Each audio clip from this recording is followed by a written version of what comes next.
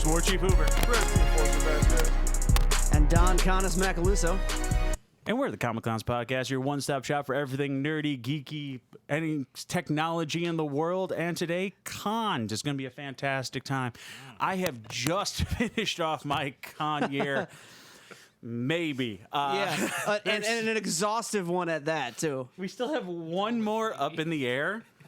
That is a big possibility, but that one we'll bring back in there. And with us today, we decided to bring on some friends of mine, and they're called the Con-Ventional Podcast. And I figured if we were going to talk cons, I needed the podcast with cons in their name.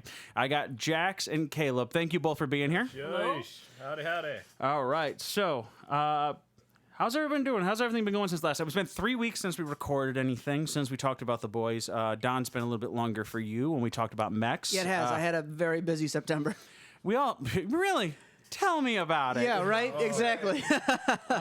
We had three cons in a row, and that's why we wanted to talk about this. And it was an exhilarating, and that's kind of what brought this up. This kind of conversation brought it up was that I had 3 cons in a row that all varied completely different. Very from each much other. so. Yeah, and I'm jealous about that too, by the way. What, going to 3 in a row? Yeah, no, 3 completely different cons. Oh man, we had 13, 14 conventions this year.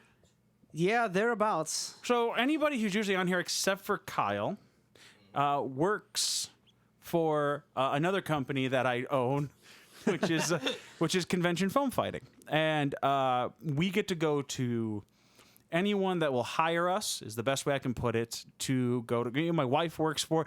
Bird is in the back currently building weapons to fix mine. Hey, Bert. And he's also on this. And we go to cons to perform, and we go have a great time. And I figured this would be a great time just to talk, as the con year comes to a close.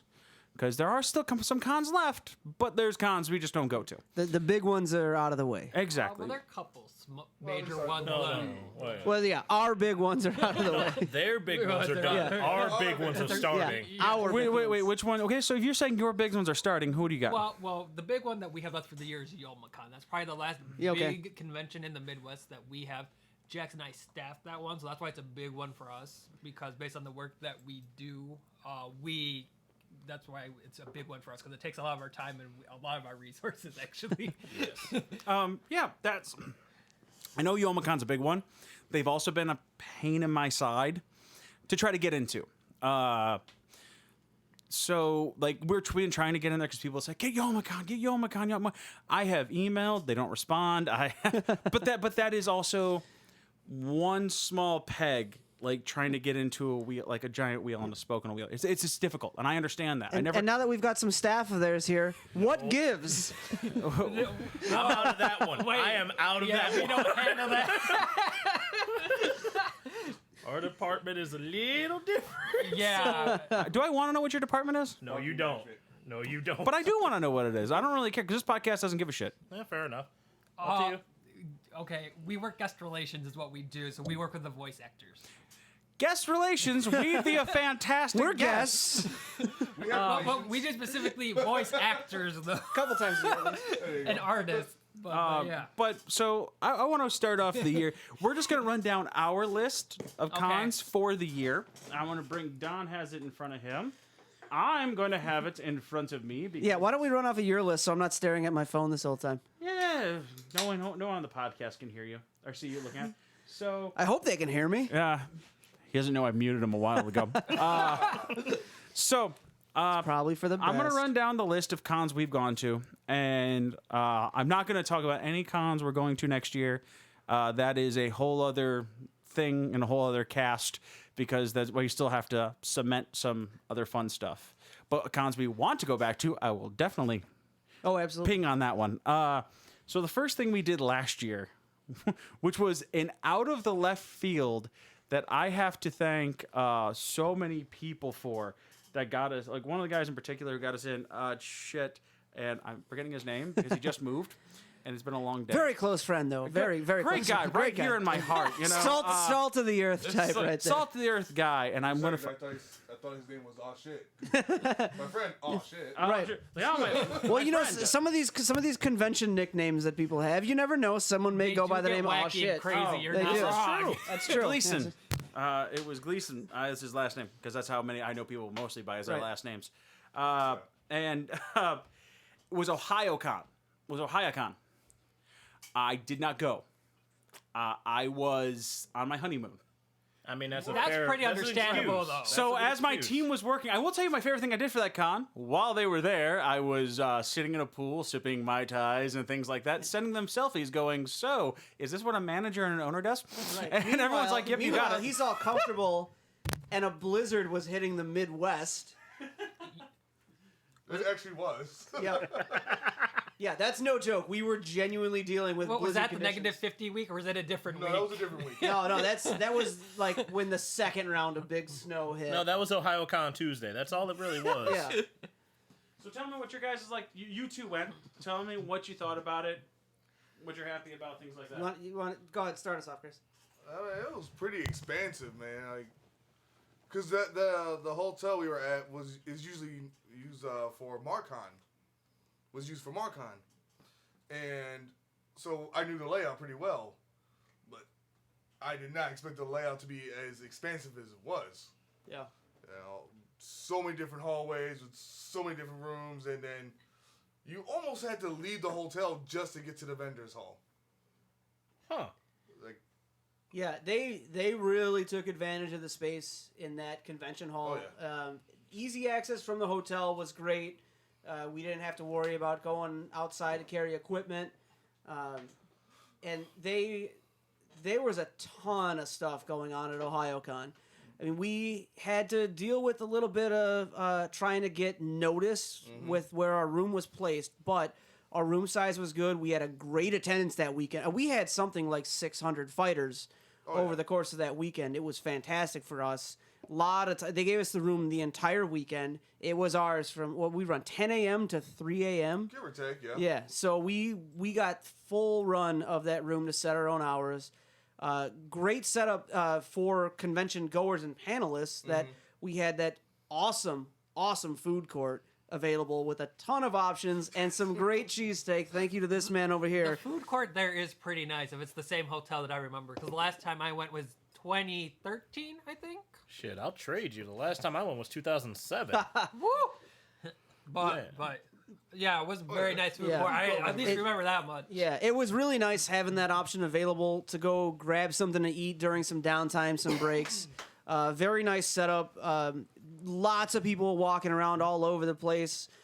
We worked very closely with the video game group that was running right next door, running tournaments that we'd be out there in front of our room barking, trying to get people in. They were doing the same thing. We'd cross-promote. We just had an absolute fun, not just with the people. I remember we even, like, the small time I was running the check-in desk, for like a good hour, me, the guy running the screening room, and the video game guy, we're all having a competition of who can generate the most people. Yeah, so it was an absolute blast, I think, for everyone involved, not just our staff, but working with other staff and working with the people that came out to fight. Yeah, I didn't hear a whole lot about incidents there, so it seemed like it was generally under, good terms and everything. And some great fighters came out to our panel. We had a lot of people there that were there fighting a long time, just overall great experience. I just love the convenience of the alcohol in the hotel store. Right. Is that something you guys would like to go to sometime? Actually, yes, because, again, the last time I went was in 2007, and all the stuff that I remember from it was literally known throughout all of Illinois as the Chill Con. You go to this con, you go hang out with your friends, you don't have to worry about much, but from what you guys are saying, they pumped up their game and then some. Oh, dude. Now, it was still a chill event. I'll give you that. It was still a lot of people hanging out. You see people in the food court talking. You see people hanging out at the video games that were out in the hallway. So a lot of people there to have fun because we were all indoors. It was in February. January? January. It's late January. Yeah. It was early January. I was on my honeymoon. Wait, it was. I guess they. I got moved it married 'cause it used to be January late 5th. It was January 13th. Oh, okay. It was literally January 11th to the 13th. Yeah. I remember. I really missed the Dominican Republic. I need to go back. Why does Lot everybody go less to the snow. Dominican I'm Republic jealous. when I'm not there? What Right. the fuck? Right. Exactly. But I will say that is something that was I'm looking forward to this year to hopefully going to because it'll be they do want us back, so we're doing our thing, and That's cool. Definitely a return trip. that's definitely a return trip. That's a bigger one for us because Yep. one of my guys is like, Dossier. Yeah. what's up? No, I'm saying we have to put the Ohio con on the dossier for next year. Yeah, because I haven't been in like 5 years. He hasn't been in like 10 plus. So we clearly need to go back. Yes, absolutely. But that is like to me that's like a good that's a good con for us to get to. Oh, no, that's a really good sign. sign. Oh yeah, it was a good start to the year. I So- think it sets the tempo for what we were expecting. Yep. You need to speak up when you talk. You Of need to talk to course. me. Talk to you. You're projecting. Talk to this guy.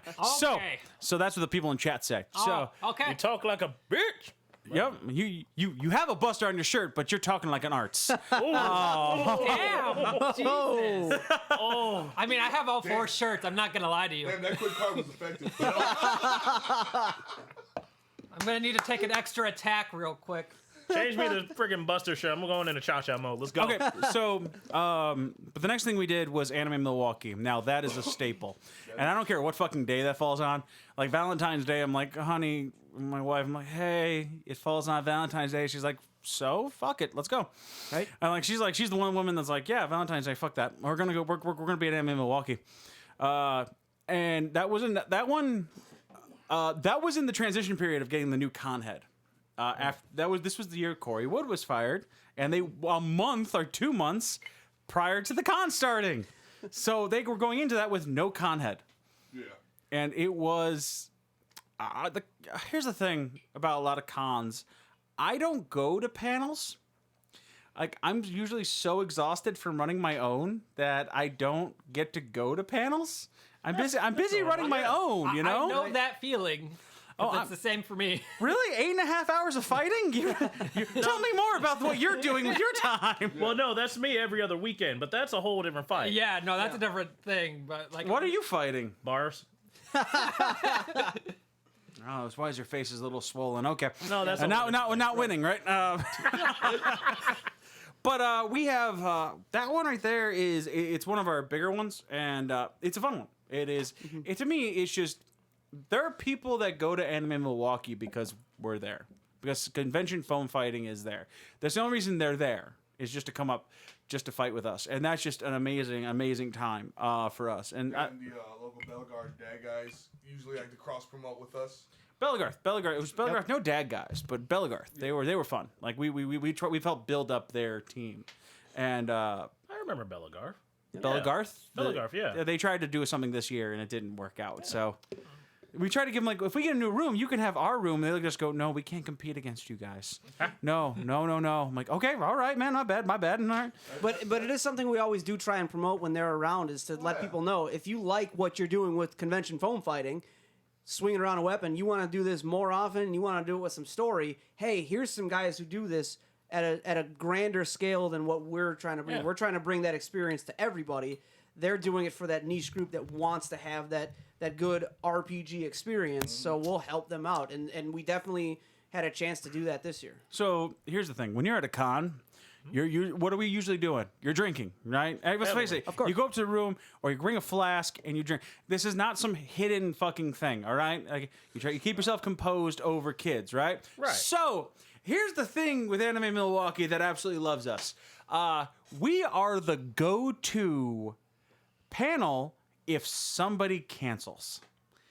So 11:30, 10:30 at night, or midnight for that matter, they're texting me or calling me to tell me that, can you guys run an impromptu panel?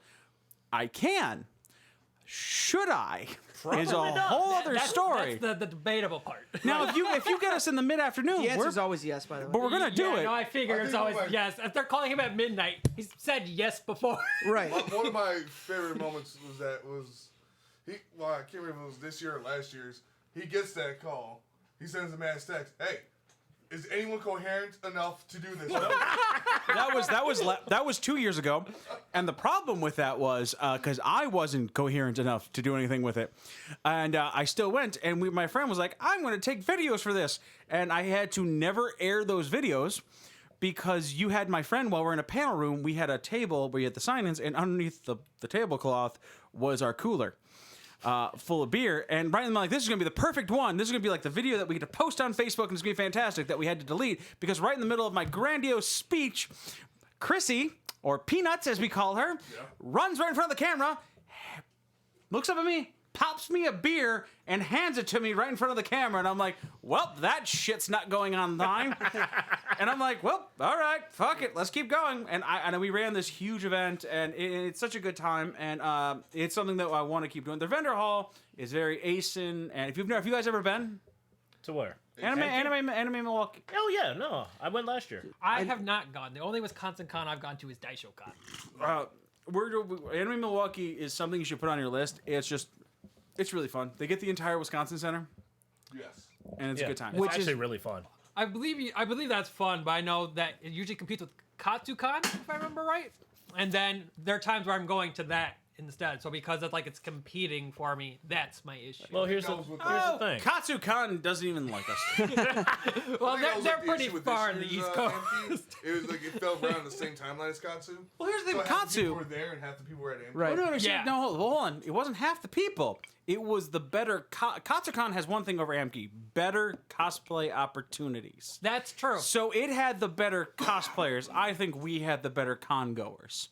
Agreed. The worst elevators, but the Oh my god, those elevators. Oh, don't get me started on elevators. No, And the fire I'm alarm. gonna start look. For We our had a show, one- we gotta start reviewing just elevators alone because that shit pisses me off. Oh, it pisses dear us Lord. all off. Don't worry. But I think the fun thing about that Amki started a tradition that I'm loving about CFF. If you ever go to an event with CFF and you're interested, wake up at 7, 8 in the morning on a Saturday. Go down to the hotel gym. Follow us on Instagram. You will or Facebook, and you will find us. Most my team, except for my wife, in the gym. So there's working a chance that we out. probably ran into each other on accident. 'Cause Probably. I'm usually at the gym at between 4 and 7. No. In the morning? Yeah. In Amki? Yeah, Or- because I need to sober up somehow. Shit. Oh no! If you're at 4, we're there right after you. All right, fair so enough. so Amki I've done the Hilton gym, I've done the Hyatt gym. I could rank gyms. Okay, that's Yeah. Because Doki Dokkan at That- Radisson that's Kalamazoo, another That podcast. wins. That one has the best gym I've ever been in. But that gets. Oh to- yeah, that gets Doki's to is Doki Doki's is later. outstanding. Doki has been hyping me up to actually go to Doki. So. Yeah, I keep on hearing a lot of great things about Doki. We'll get to Doki. Yeah, we're still in the early months of the year right now. We'll get there. I know. I'm very well aware. You're right. Because the next thing is May, because we missed April. We have nothing in April, which is a good time for us to start building. Yep. And not to back up too far, but I do want to say, after all the talk about what the goings on at Amki and the late night adventures, if there are any liquor or beer companies out there listening to this podcast and they would like to sponsor a show or a panelist event, please reach out to either Comic Clowns or Convention Foam Fighting. We are definitely interested in sponsors for that. Look, We love if it. Anybody that knows anybody that actually Which has is kinda sponsorship funny. with Lady Blackheart, I will fucking take that The sponsorship. guy that I had on the Mech podcast, I pulled in from Discord. Yeah. Works for a liquor distributor. Excellent. So Make us happen. he's a friend of mine from the Navy. All right, Totally. not to derail the show too No, much. we'll derail it. But that's the fun part about our podcast. It derails for 5 seconds and I bring it back. 5 seconds.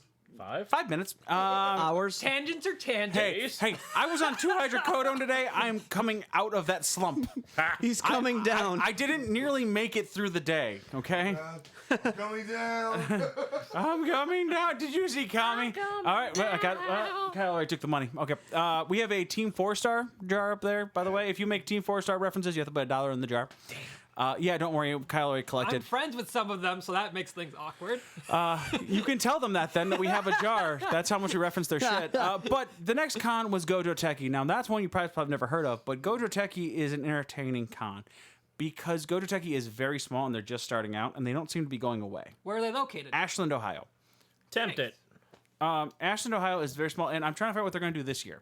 I'm friends with them personally. I talk to them. I meet them at Geek Out and things like that. And Nicole Nicole and Kenneth Reeder, excuse me, and they're great people. So Here's what happened. Yeah, our appearance there was a bit of a story. Not CFF's, but our So I wasn't appearance. supposed to be there. Okay, then because I had to tack on one that was the same weekend, which is the Madison Area Public Library Convention, and they wanted us there because I convinced them to have us there. But it was raining all weekend here, so they couldn't have us indoors because I'm not hitting a book with my weapon. Just sorry. Right. So Knowledge is power. I had to cancel. So we canceled, and I'm like, you know what, Don, let's get a hotel room, which is a last minute hotel room at the con, and we drove up there. Now, what I didn't know that Gojo, we show up, he didn't even recognize my name was on the honors board. Like, my name was right there on the honors board, Hoover. Right there. He didn't even recognize or think about it. And he jumped in. We roll up, and we're like, cool, we're here. Get the hotel room. We make a sale, and I told people if we make our first sale on weapons, I will buy pizza and beer. And I bought pizza and beer. And here's we did our panel, and I didn't know what the hell else to do that night. So I brought up a website called Salty Bet. And this will be. I know exactly where you're going with this. So Salty Bet will actually this event will actually be at my New Year's party as well. So Salty Bet is a fighting website. It runs on a Mugen engine. If you don't know, look it up. SaltyBet.tv. Basically, anyone who you want to be a fighter can be a fighter. And even ones you didn't want to be a fighter. Because you didn't That know too. we're a fighter. Like, but the fun part is that you don't. You could be watching that shit for years. Unless you have like the downloader, you paid them for the downloaded strategy guide. I've watched it for like 7 years, and I still have no idea who the hell's going to win. And it's always random who fights who. It's not like it's set. So the game plan is, what I started to do is we grabbed a bottle of rum and a bottle of vodka, and we sat there and went, all right, pick a fighter. Everyone's like, you know who's going to win? I'm like, I have no fucking idea who's going to win. And if you lost, you took a shot. And we started shooting this at 9 o'clock.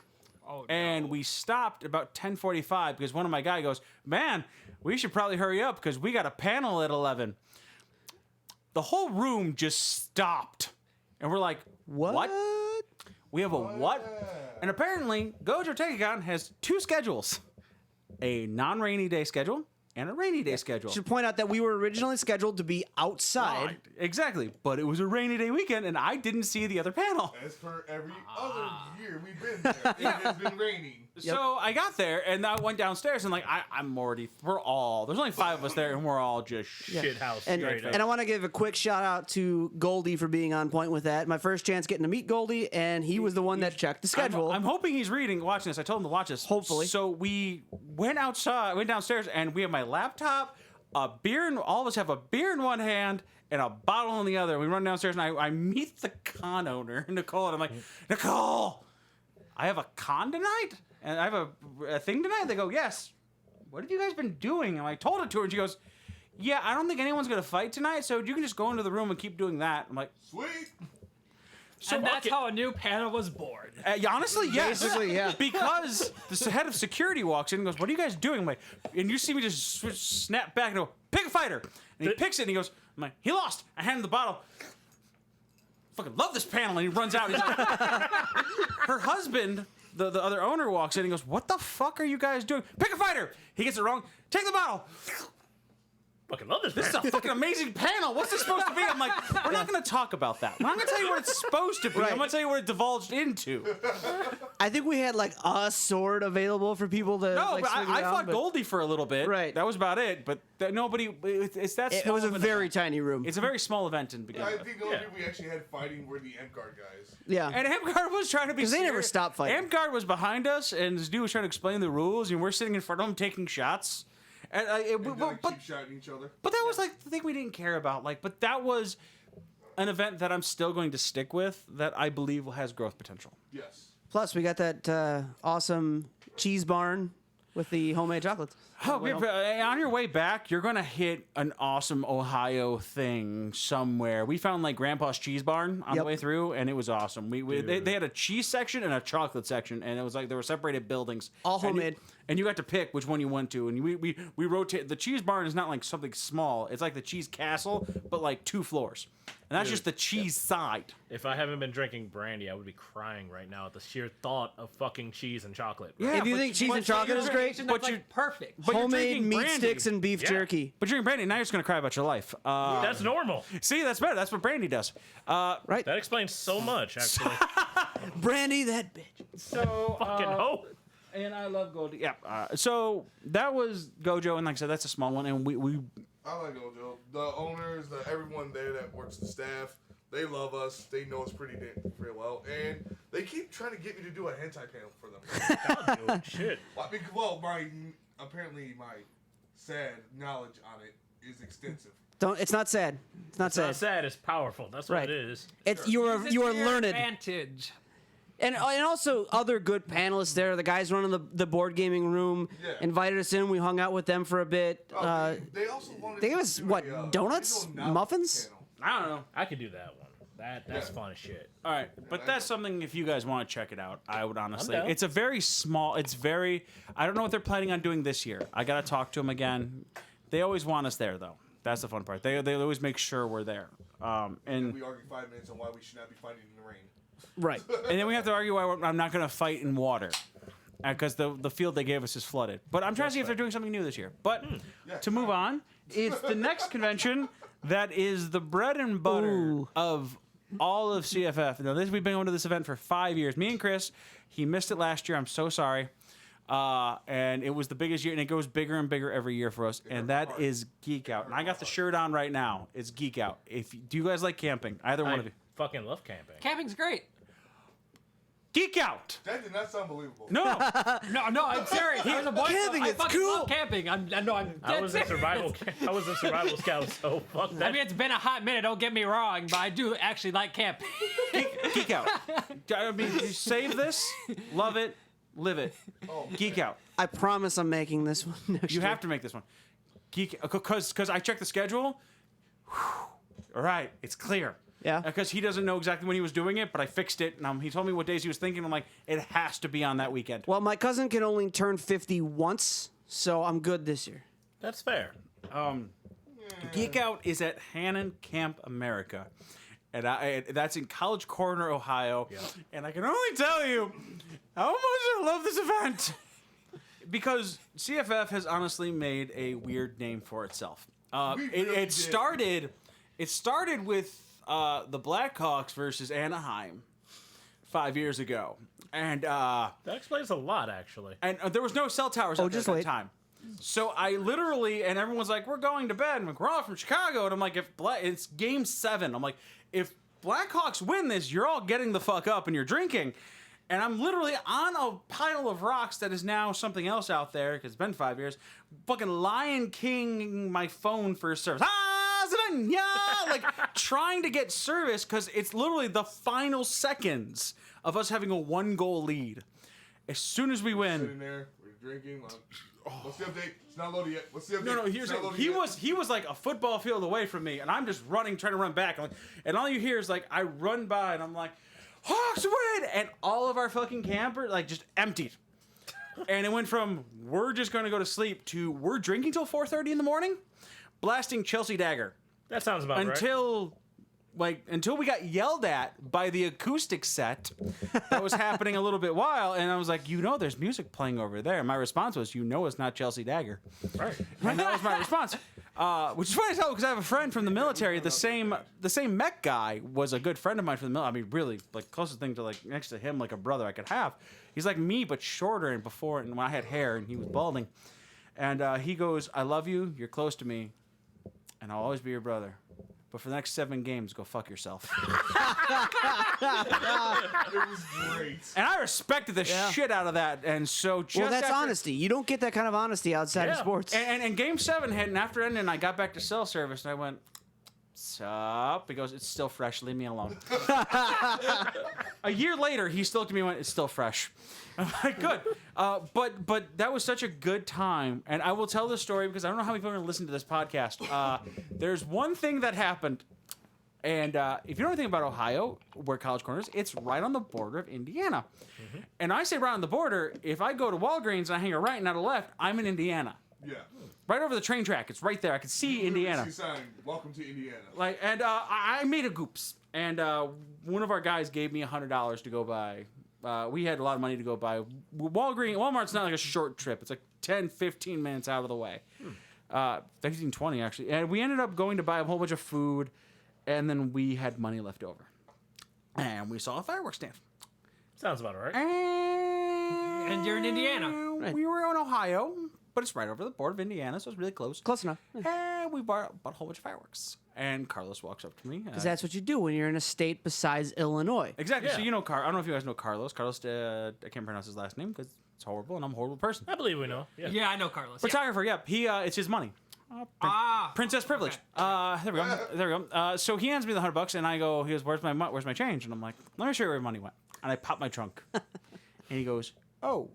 And the only people that knew about this was myself, Link, his girlfriend at the time, and Chris, and Carlos. Carlos, because it was his money. Chris, for obvious reasons. Because I didn't want like explosions to go off. I have Chris, PTSD. yeah, and I didn't want explosions to go off without him knowing. And Carlos comes to me like 15, 20 minutes later. He goes, dude, we can't. Steve's a licensed pyrotechnic, and I didn't know that. Steve's older than me. I'm 33. He's older than me. And he's been like pyrotechnic for like 20 years. And like, oh. And he goes, he doesn't like fireworks being blown off. Shit. Give me a minute. I got this covered. And I go, and I walk up to him like, okay. Hey, you're Steve, right? And it's like, oh, man, pleasure to meet you. I'm with CFF. I wanted to let you know, for this event alone, I wanted you to know CFF got you guys a present. We got some fireworks to blow off. So even if this event goes wrong, and I don't know how this is, it's still going out with a bang. He goes, oh, man, we can't blow off fireworks. I'm like, oh, man, this was our gift to you. And he goes, how much did you get? Like, oh, about $100 worth. It's like, oh, man. Like, oh, we should still do it. Man, we wish we could do it. He's like, oh. And I'm spinning that wheel in his head, and it gets better. And he goes, I'm going to come find you, and we're going to do it. And we did it, and it wasn't a lot of fireworks because $100 doesn't really get you a lot. Unless you make your own, but that's neither here nor there. But the next year, more people put in. But we didn't tell anybody we were doing it. So just randomly, sometime after the sun went down on Saturday night, explosions started happening. And then the next year, I get a phone call from Steve. Steve is now like, hey, so you know, my friend Kevin is going to come with you. He's going to bring his own mortar, and he's going to be blowing these things off with you. Oh, okay. And then the next year, Steve's like, I brought something of my own, which is a 3/4 inch, is a 3-inch freaking mortar shot with mortars. And he goes, with his professional grade freaking wicks and a 2.5 inch. So the wicks burn at 3 feet a second. I want it. Oh, you want it? We had to bury it. Oh. And he goes, I need you to see what 3 feet a second is like. And he hits it, and everyone's like, oh. So now it's getting bigger and bigger. And then this year, we had another set of like more people putting in where we're organized. Like we have literally like bird in the background, army crawling to mortars to like drop them in, to like hit them, and army crawling back. And it gets bigger and bigger. And every year it gets bigger and bigger and bigger. And every year something goes wrong every single time. No one's died. It's probably the greatest highlight of that night for us. Because something That's the key. always Nobody because has no one died, so is it really a So problem? I'm wondering what the list is now. You have to explain the list of each year now. Okay, so every year, so something goes wrong. Like the first year, every year something falls over. Yes. Right. That's pretty natural. Natural as hell. Or something explodes right on the ground. And we're all within death range. What could happen? So the first year, it fell over. Like, we watched it fall forward. Now, we're on a football field, so we're 100 yards away. My soon-to-be wife and my kid are downfield. Oh, shit. It fires right at them, explodes, doesn't get near them. We're like, everyone's just watching that shot. We're like, oh, thank God. But then we all decided to look down at the box and realize it's now pointing at us. Because when it shoots, It it fi- pops and moves. Right. So it fired. It went 6 inches over my shoulder and was dead at him and our friend Kong. So they're diving. I don't move. And they go, how you doing? What? Had to be about at least a good foot away from my face. I couldn't hear shit. He just dove. They dove. Next year, it's more of the same. But it gets to 2 years ago where, you know, Steve told them not to camp there because what we were going to do is potentially dangerous. Yes. So one of the explosions explode open, and we have a flare. So we're not doing anything. He looks down and goes, "I see the wick," and he sees what the ones that aren't exploding at, and he looks over at there, looks down, looks at where they're sitting again, looks down, looks up at them again, and goes, "I told them not to camp there." and he hits it, and it fires literally just a whole bunch of just projectiles into the tree above their tents. Oh no! And then they come running out, and they're now applauding the whole time. And Listen, we're like, when the guys tell you don't be camp there, here's why, and you decide. no, he didn't tell them why. He just told them not to do it. This year, it just got so big that we almost didn't have a place to do this. But we finally carved. Our AmGuard guys took all. That's where I love AmGuard guys. They took down. They heard what we were doing. They took down all their shit and moved out of our way. And then a box fell over during the explosion. You weren't there for this one. Again. These are just like we have to buy from a certain store. We are told if we buy stuff, we have to buy from Grandma's Fireworks in Indiana, which is right over the train tracks, which is owned by his grandparents. His grandmas run it. Yeah. So we go from there. Right. And we get to be the test dummies on what works and what doesn't. And one fell over, and we are a lot closer to the people this year. And one went up and over a tent that was maybe 20 yards away. And we're like, do you see people running back to the tent? And we're like, oh shit. And like, it didn't catch on fire. But the best part was we had a World War I reenactment going on with Bird, who had nothing but a handful of mortars. And he's like army crawling his way. He's like going out to the mortars, and some start firing over where the mortars are at. And he's rolling back in. He gets behind a tree and looks down and goes, oh, I'm holding a whole bunch of mortars. So if I actually get hit, I'm going up one way or the other. Die. Right. It was just amazing, and I can't talk enough about that event. I love it. Please go to it. That is our bread. This year we smoked a 12-hour for 12 hours. We smoked 13 or 17-pound brisket. I brought my smoker in my backyard, and we brought it with us. That sounds amazing. I'm not gonna lie If to you like to eat, But I have a diet that I have to keep up with. No. not for that weekend. You don't. For Geek Out, you don't. There is no diet. No, It's all protein. Well, the thing is this: if I don't keep up with this diet, I die. No. It's like one of the main things. But maybe you would die happy. I said the same thing about pizza once. But what about a mouthful of meat? 6 months later, I found out the same answer. Okay. All right, so we'll have to bring salads. No, fuck that. Just don't put salt on the meat. No, that ain't happening. That doesn't work. It's like one of my favorite things that I do when I go. Well, here's the thing: you bring your own food, we cook it. Yeah, that's fine by me. If he's not there, I cook it. I and then bring my half friend, a cow. It's all good.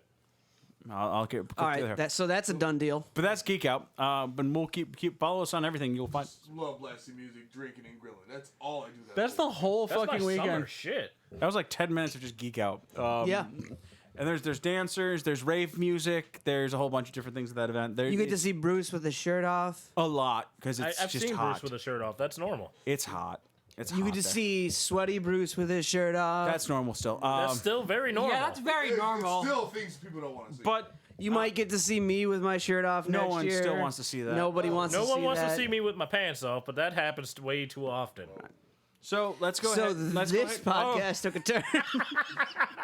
All right, so let's move on. That was Geek Out. Go see it, please. It's amazing. My daughter loves going to it. Everyone loves it. It's just a fucking great time. The next one was the surprise panel. That This one really put a mark on our resume. YetiCon. That one was I did hear excellent. about that. Yes, it's Canada. Made CFF international officially. Yeah, but technically, We crossed the border. We crossed the national border. It counts. it counts, and it was a fantastic time. Don, go ahead. If your turn, and you know what to leave out and not to leave out. Right. Well, I will say the YetiCon crew, major props to the staff at YetiCon. Super great about handling everything for us, making sure that we got the space we needed, making sure we were well taken care of. Awesome bunch. I mean, what they say about Canadians being hospitable and nice definitely came true when we were there. Absolutely. Except for the one gentleman that made a joke about don't apologize, otherwise people will think you're Canadian. Yep, that was great. Yeah, He said was by clearly from Quebec. That's all. Yeah. We had a crazy adventure on the way out there because we drove because we had to drive because we needed to bring our equipment with us. There was no way TSA is letting us through with crates of foam swords. They would have a lot of questions and they would poke us in places we didn't want to be poked to find out the answers. Yep. Leave the Sounds about right. Leave the drive to me. Yeah. Because I can only explain that drive in like so many. Well, words. I'll let you explain. I know what part about the drive you want to talk about, but let me explain the part before then. Go ahead. As we are into Canada. We're 2 hours into Canada. We got another hour drive left. We need to stop somewhere. We need some food and some coffee. Well, when you need food and coffee in Canada, where are you going to stop? You're stopping at a Timmy's, a Timmy Hortons. That was the exact first thought I had. Yep. As it should be. As is tradition, as shall it be, damn it. And as we are moving through Ontario, moving through the farm fields, we're not even on the highway. We are moving through country roads. And we're like, all right, here's a Tim Hortons. We got 20 minutes to get there. And we stop, we walk in, we're like, all right, great. Beeline, America just annexed that bathroom for about half an hour because we all had to go. And then we all get back in line. We're going to get some coffee, get some food. And Timmy's has more than just the donuts. They've got sandwiches. Their menu looks fantastic. And we get up to the front of the line and find out, because it's 2 a.m. or no, 12 a.m., sorry. It was about 11:30. Yeah, late at night, and they are out of bread. So they cannot make us a sandwich. We're all there thinking, all right, we're going to make a great sandwich. They got this fried chicken sandwich, looks amazing. And nope, they are out of bread, and they are out of chicken. So if you wanted food, it's a ham and cheese wrap or a BLT wrap. No donuts? They had the donuts. donuts. They had Well, we're trying to some eat- donuts. We were trying not to get like a crap ton of sugar because we all wanted to sleep that night. Right. So we're able to get our coffee, and I got to tell you, that was a dynamite BLT wrap. No, it was. But it's, I saw you that. saw yours. you wouldn't find that. Maybe that's a thing for Canada, but you wouldn't find that in a U.S. based all nighter type of place that they're running out of food. But I gotta hand it to the staff. Really cool. They like, hey, we're sorry we don't have this, but here's what we can do. Grab ourselves some food, hit the road, and make our approach, the final drive into Blue Mountain Resort in Ontario, outside of Toronto, and we hit Bruce. I'll let you take over here. Okay, I want to say something right now. I have been driving cons for like 8 to 9 years. It doesn't matter. I've driven from Illinois to Virginia. This was by far the scariest fucking drive I have ever done. How long was it? I'm curious. 8.5. Yes. Okay. I mean, if you don't count the if you, pure driving, it's 8.5. No. But it's through the mountains with no lights. Right. Oh, And I did something similar, but I'll let you finish. At points, I had to have him. I had at one point, I'm like, how high are we? Because at one point we went down and my ears popped. Yeah. So I'm like like, a lot of up and down. So for fun, I quick there's only an download. altitude. Oh yeah. So I quick download a altimeter app, and as I'm sitting there trying to get the signal, I say, "Hey, that's crazy."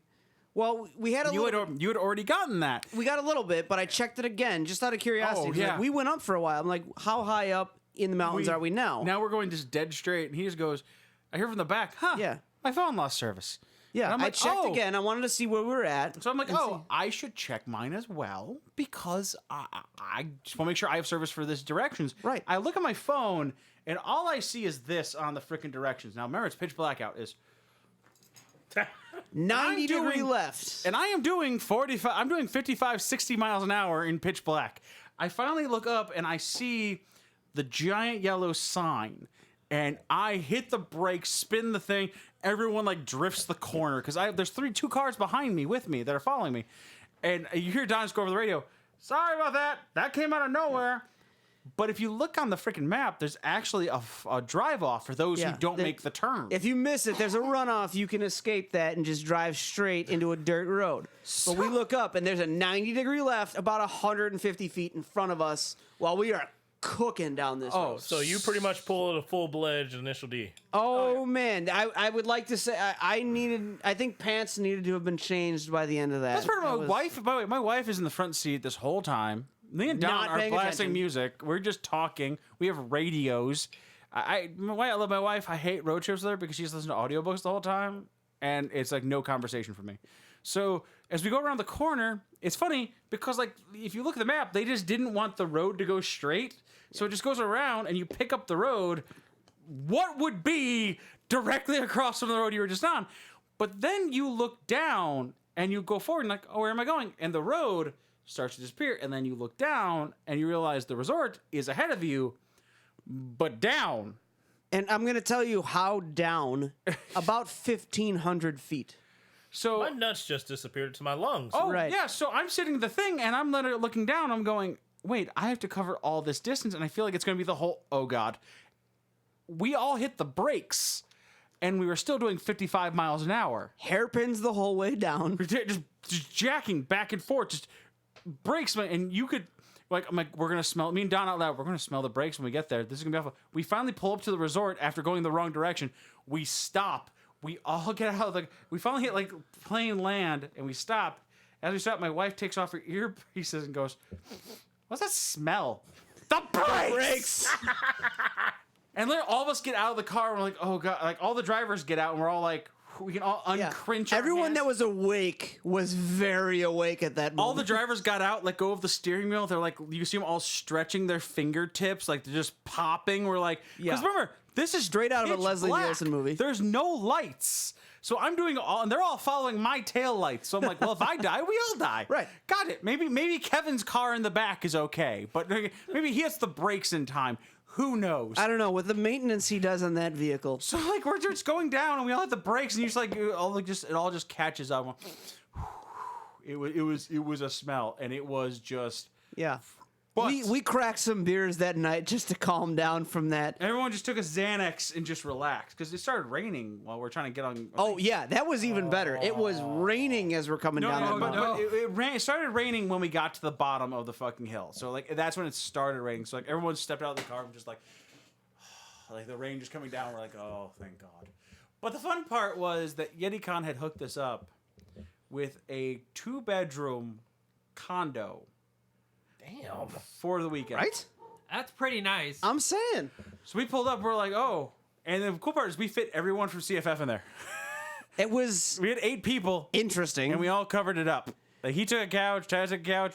yeah. Grant, Short guy gets the love seat. Grant brought his World War I cot. He was probably the most comfortable out of anyone in that living room. And then we had like 2 inflatable mattresses, and like, okay, this is pretty good. I'm not even gonna lie. And it was, and then so we left the con, and I was just talking to them, and I'm like, "Oh, do you want us back?" And like they're like, "Oh man, you guys did such a good job." They pretty much confirmed us on the spot. And so I messaged them now because they're talking about panels and stuff. I'm like, "Hey, do you want us back?" And they go, "Oh, we've already reserved your guys' room from Thursday to Friday. It's already taken care of. Just an assumption that you're gonna be there." And we're like, All right, shit. all right, we're in. Yep. That was our first con for 2020 that was 100% confirmed, like, by voice. Like, we're like, oh, God, we're going back to Canada. Yeah. The reason why this got really complicated, because the cogs and corsets one I told you about is June, week 1. Week 2. Week 3 is YetiCon. But in between is Geek Out. Yep. But then I also have, like, 2 more events that are on that second week of June that I have to talk about when I get off, like, stream. That CFF has been like talked to about. And I'm like, I can split the team. I can't split the team that much. No. But like one of them is like, I need to split the team. But So let's speak go to on. Yeti. Let's speak to Yeti for a But bit. go on. I want you to have Yeti like because like that right there. I geeked out on Geek Out. Talk to these guys about why they need to go to Canada. So what I can Again. definitely say about YetiCon was not only was it incredibly well organized, but the venue is outstanding. Now, as far as convention halls go, it wasn't massive. All right, it's not like Amkey where you've got a 3-story massive convention hall, but it was well laid out. They had a lot going on, and then it was very active. One of the biggest vendor halls I've seen at a convention. 101 tables. Yeah, But you weren't cramped at all. yeah. That's good. That's really good. It That's was all like I in a asked giant for. warehouse, and everything was different too. You got everything you expect at a convention vendor hall, artist alley. You got so you had the artists promoting their own work. You had the custom crafts. You had the people selling figurines. It was everything you could possibly want to see in one single vendor hall, all together as one. And on top of that, the resort that we were at, Blue Mountain Resort, was fantastic. They have so many different options for staying. So you can have a traditional hotel. You can have the condos like what we had.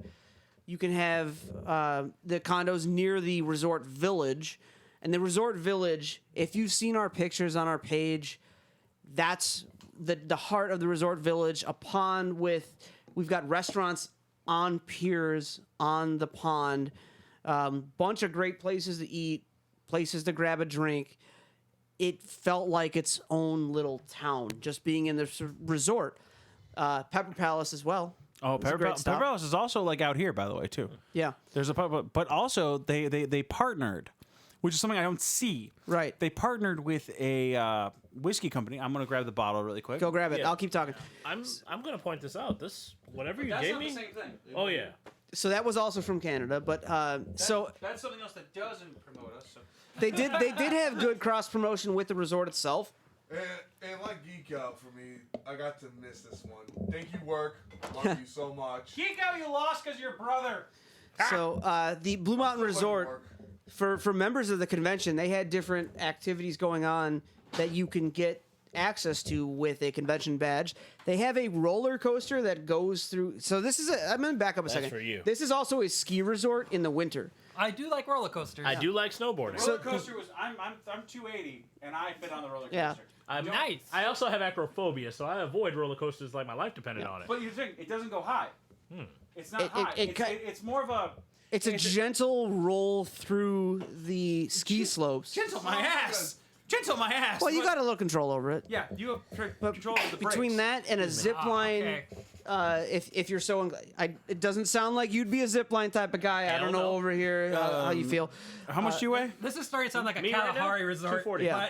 but in Canada. Yeah. I weigh 274. I've Jesus. been working out literally every day. It's all my muscle, damn it. It's all that beard hair that just adds a ton of weight. Yeah, but Yumi still don't fit the requirements to be able to go on the fucking zip line. Anyways. Fair enough. Yeah, But I have it- the bottle here. Yeah. So we have this lovely bottle. Of Collingwood. It's the Collingwood distillery that's up there in Canada, and they partnered with them. So the deal was YetiCon paid for a glass etcher. So what you could do is there you go up to them, you paid $10, you bought the bottle, you paid $10, and you can get whatever you wanted etched on it. One thing was $10. It was you bought the bottle and you got the free etching. My bad. You got the free etching. Canadian currency, by the Oh, way. yeah, it's fantastic. So, I got, for those who can see and can't see, YetiCon across the top, convention foam fighting etched across the bottom on this bottle, and it is a. We don't tap this bottle very often until we can get another one when we get to Canada, because this is a. This one's the double barrel Canadian whiskey. Hot damn. It's fantastic stuff, and just going to buy liquor in Canada was an experience. Yeah. The whole trip was. Take a sip. It was. Oh, give me. Well, it was like. We gotta do that. This is gonna sound dumb, but like being in another country. It genuinely, you wouldn't think that does sound good. 8-hour drive through very familiar looking terrain, and yet you get to some place that's incredibly that's different really good. to exist in. You try some yet, Chris? And Have you tried some? while they're continuing, I want to give a good shout out to the convention organizers for the tavern experience that they put together late at night. So instead of the rave, if you wanted something a little more low key, a little friendlier, you could walk down the hall a little bit and go to the tavern. And that's where they had late night board games set up. They were organizing some games. Hey, if you want to play, just shout out. Someone will sit down and play with you. Long tables set up, bartenders set up, and indoor axe throwing, which Oh, that's we my heard favorite. about and we thought, well, this can't be real. And it was plastic with like pegboard type of thing. Amazingly fun. Just Have you ever heard of Thunderbolt? Thunderbolt. Thunderbolt. It's an axe throwing arcade. We have like a bunch of different axe throwing around here. Because axe throwing became the new niche, so it's okay. So that was we looked at it and we're like, this is a little weird, right? Plastic axes, but no, ton of fun, a lot of socializing. We got involved in some sea shanties with one of the tables that were in there. So again, super social event. I will say one of the funnest thing that's ever happened while we were there was there was a LARP group that was there. Yep. And we work with a LARP group. Like I say, whenever CFF is somewhere, we work with whatever's around us because we have a bigger outreach than most groups do when it comes to the local population. Because random stranger number one, you could be dressed like either one of you guys or myself with like anime and video game shirts, or you can be dressed like Don and you can still come in there and have a good time. But the LARP groups, they have a harder time trying to get that audience because they're dressed in medieval garb and it becomes off like nerdy. I'm like, no, this is what we're doing. And they're like, oh my God, this is so much fun. I'm like, Yeah, and they do it all the fucking time. So I was there and I looked at the LARP group. I'm like, they had a game going on at midnight. And I walked up to their biggest dude, looked at me. I'm like, hey, man, announce your shit. And he looks at me. I'm like, you make an announcement. He goes, I can do what? I'm like, fucking yell out what you're doing now. And he goes, we have a LARP event at midnight. I'm like, there we go. Balls dropped right there on the field. I was so happy. And we got a chance to participate. Well, I was saying before we did that, we went out and got some food. We went out walking around the town. We took some photos. Go back through the CFF on our convention film fighting page and look at our photos. You'll see how amazing that whole. We got to get eyes on that mountain we drove down. Oh yeah. That was fun to see in the morning. We're like, oh, that's what we came down. But CFF was really fun because we also I threw a party on Saturday for everybody. Come out. I'm cooking on the grill. Made everyone food. We took shots. Everyone had a good time. Then I'm like, disperse.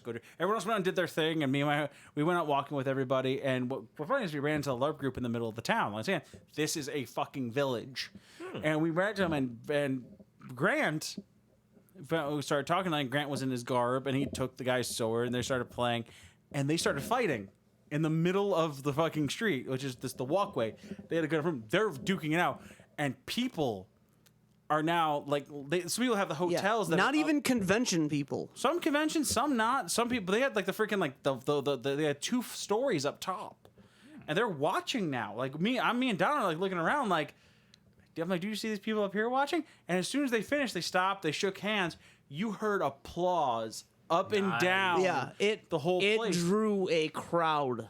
And then that's how we got a crowd for the next night. For when we fought. Yeah. But you guys, while that happened, they all went into the thing. The thing with the tavern is you had to buy the alcohol while you were there, and we had a bag full of booze with us because we're walking and drinking. I'm like, I'll take the thing back to the room. As soon as we got back to the room, no one saw me or my wife the rest of the night.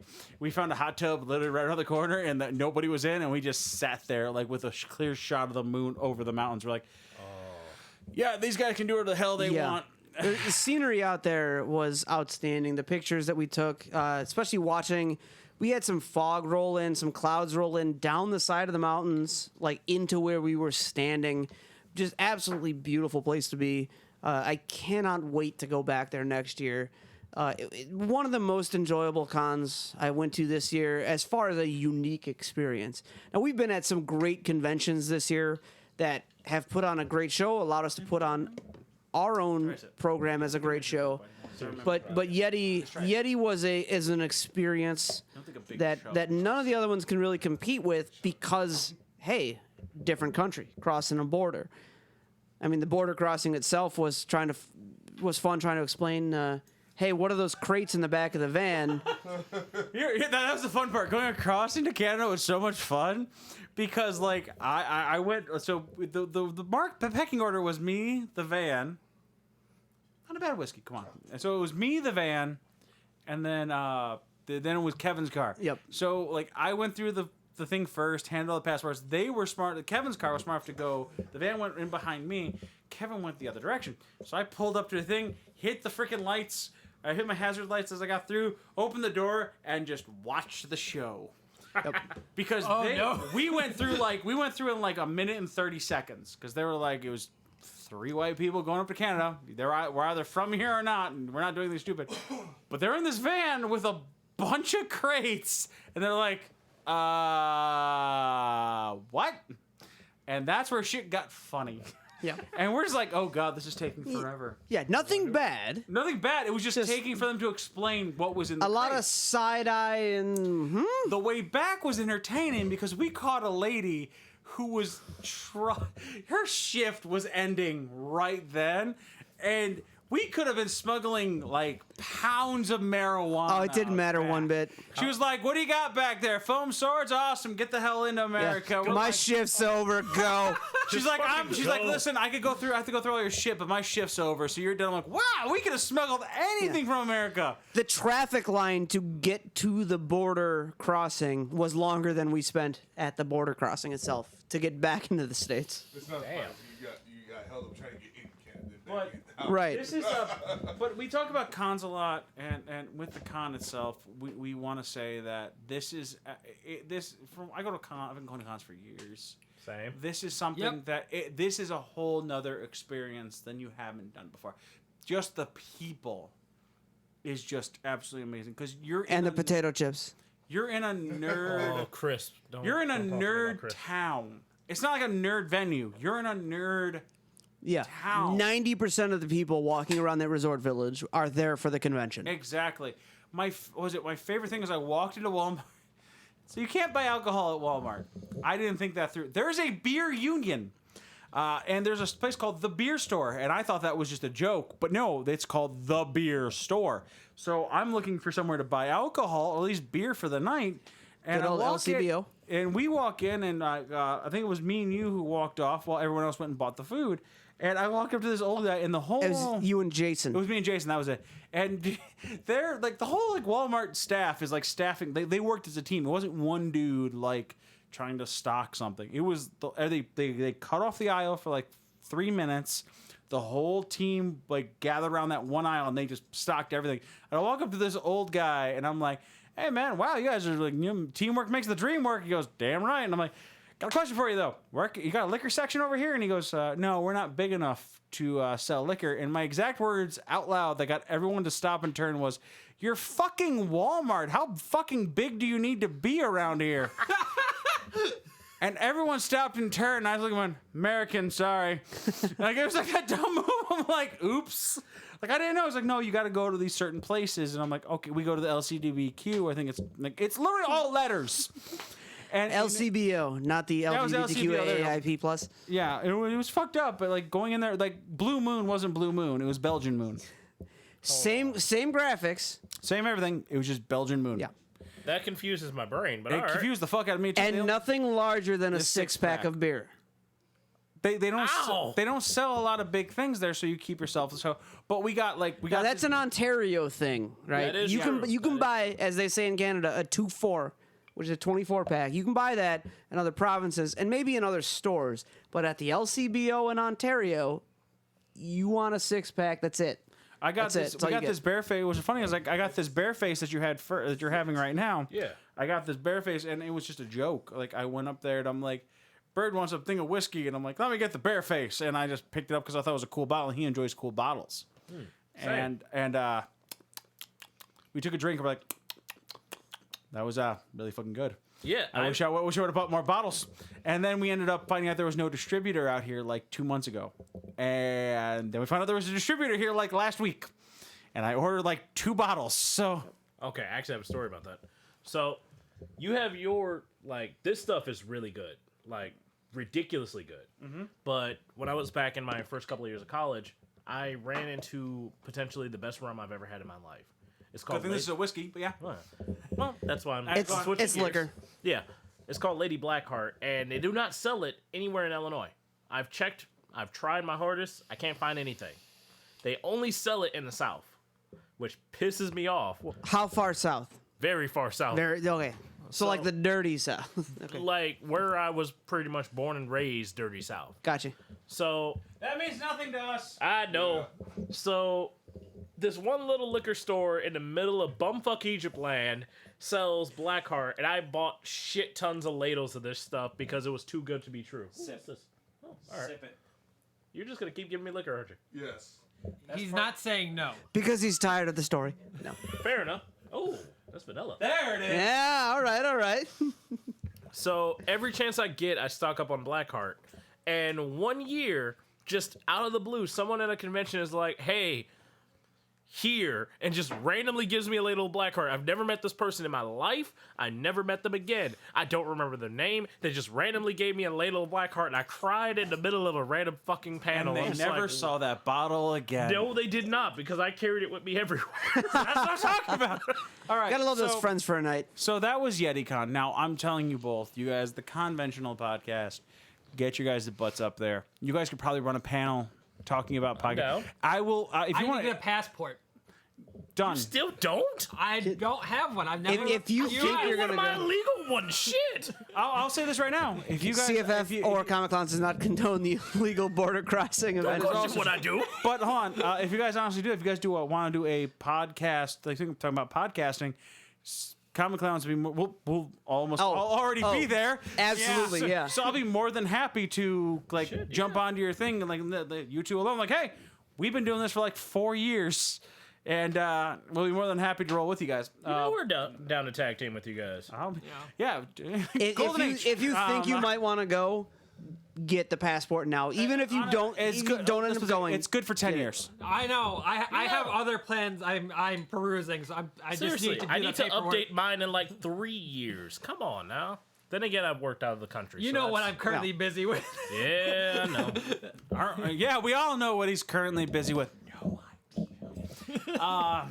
Sounds personal. That's why We'll let him work those details out himself. Don't bring up something that you're not going to willing to talk about. Oh, well, I can. It happened on the way to Ramen-Con. Shoot. Uh-oh. So my car got destroyed.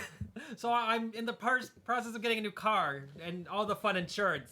It was not my fault for once. So Ramen-Con is 2 cons away. Yeah, so we'll get there. We'll get to that. Yeah, we'll get to that. But yeah, that was like my most interesting ride to a convention ever, was getting into an accident on the way to the convention. To my house, of all things. Yeah, I was picking him up. But first, Next one up there on that list. something entirely different. Back to the U.S. title now. Now we're back in the U.S. Yeah, then we make it back from the U.S. and the trip back was uneventful. Yeah, no, that was just us driving. Yeah. That was just us driving.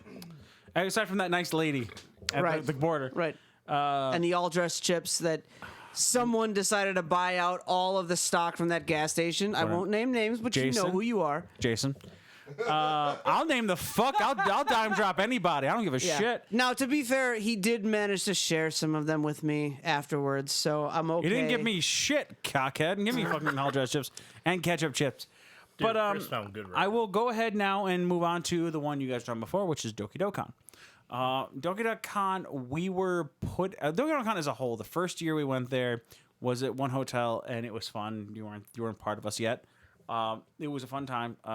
It felt fresh. It felt something new. You know, the people were fun. Pretty enjoyable. I was drunk, and I had a good time with. Surprise. Yeah, it was actually because I was trying to do karaoke. I remember that. That's an actual surprise. And I did do karaoke. He so was singing Linkin Park. I was getting about out, to say but I was dumb. so mad. Nope. Place for my head. Even better. But I was so mad at the time because the karaoke was not ran, I believe, at that event properly. And the people know who they are, and it got to a point where they wanted to replace the karaoke person like immediately, and I'm like, I put in a song. It took me like a couple hours to get to my thing. It kind of pissed me off. So that kind of ruined like that first weekend. But what they did was really fun. Was they gave you all different colored bands, and that's your team. Like you get your badge, and then you put a sticker on it, and that's the team you represent. So you got green, you got purple, you got blue, and they had a running tally the entire weekend of how many events you went to. And we gave out points. They made our event part of the points. So we had teams fighting each other out back if you wanted to show up to see who would win. And then if your team wins, you have a chance to win a free badge for the next year. It was something really fun. Yeah, fun metagame for the con. Something to force people who otherwise wouldn't see some of the panelists, some of the events happening, to walk around and really experience the convention. It's a great idea. So Mortal Kombat Doki Doki Edition. Yeah. So the next one was at the Radisson, and that one we were inside. We had a great time. Cops even came by and stopped and watched. Like, they didn't get involved. They're like, wait, what the hell's going on here? They saw, like, this is awesome. And I'm like, right? It's police brutality if you join in, though. You're not wrong. I got the Rodney King hair. Yeah, in this day and age. So the next year, we were put outside because the Radisson didn't want us inside. And it was... the cool thing about that place is it's surrounded by a lot of good, like, local areas. Like the Beercade and like a really place called Final Gravity Brewing. So that's Beer Exchange. Beer Exchange is also amazing, and it was pretty fucking cool. But we were outside, so that wasn't exactly fun. Bird got heat stroke. It was a pretty hard night, hard day. To back up for those that don't know where that event takes place, it's in Kalamazoo, Michigan. And then, but one thing they did that really struck my attention before I went to bed, I walked into one room and they were playing. 2 people were playing chess. They're very good at chess. But the cool part is their moves were putting onto a board, and then people were in cosplay, and they had to move. Cosplay chess. No, cosplay combat chess is something completely different. Cosplay combat chess ends with an actual if that's wrestling, they know who's going to win already, and they have to do like 6 hours. What? Yeah, they do. So they have to. They sit like before the panel and like Just like for the beginning, it's okay, but the ending is a whole thing because it becomes a big extravaganza at the end. This was something too. This wasn't. They weren't part of it. They were just two random people that know how to play chess, and they thought the panel was a good idea. And then the people would just walk up and they would just take part in the pieces. Cosplay Combat Chess is an AM in Milwaukee, and that's a whole. No, that's not what I was talking about because I haven't been to AMKey, so I was just talking about cosplay chess. Oh, anytime someone talks about it, I know it's cosplay combat chess. This is cosplay chess. That's something really different. Yeah. All right, cosplay combat chess is like a huge, like, okay, guys, this will be like the first move, and then you can do your move, and that's how you kill them, and that's a whole different ball game. No, And that one, they wanted us involved on that one, and we're like, no. Someone said they wanted us CFF involved, and we're like, meh. They approach us, and then no one approached us. So I'm like, meh, okay. But that was probably one of the coolest things I saw. Then they had the VR beats. Oh, dude, that sounds awesome. So my daughter had such a good time playing that because she just like hung out in the freaking arcade room and just fought because she just did video games. The Beat Saber game, right? Beat Saber, that was it. Thank you. I couldn't think of the name. And so she had a good time there. It's a very good. This year they're moving. They're going to gather Madison. Now, if we're talking about hotel gyms, that wins. That might be the nail in the coffin for us to finally go to Doki-Do because. No, here's the thing. It moves though. It's moving from the Radisson, so it's moving to something up north that's cheaper, but it has more room for things.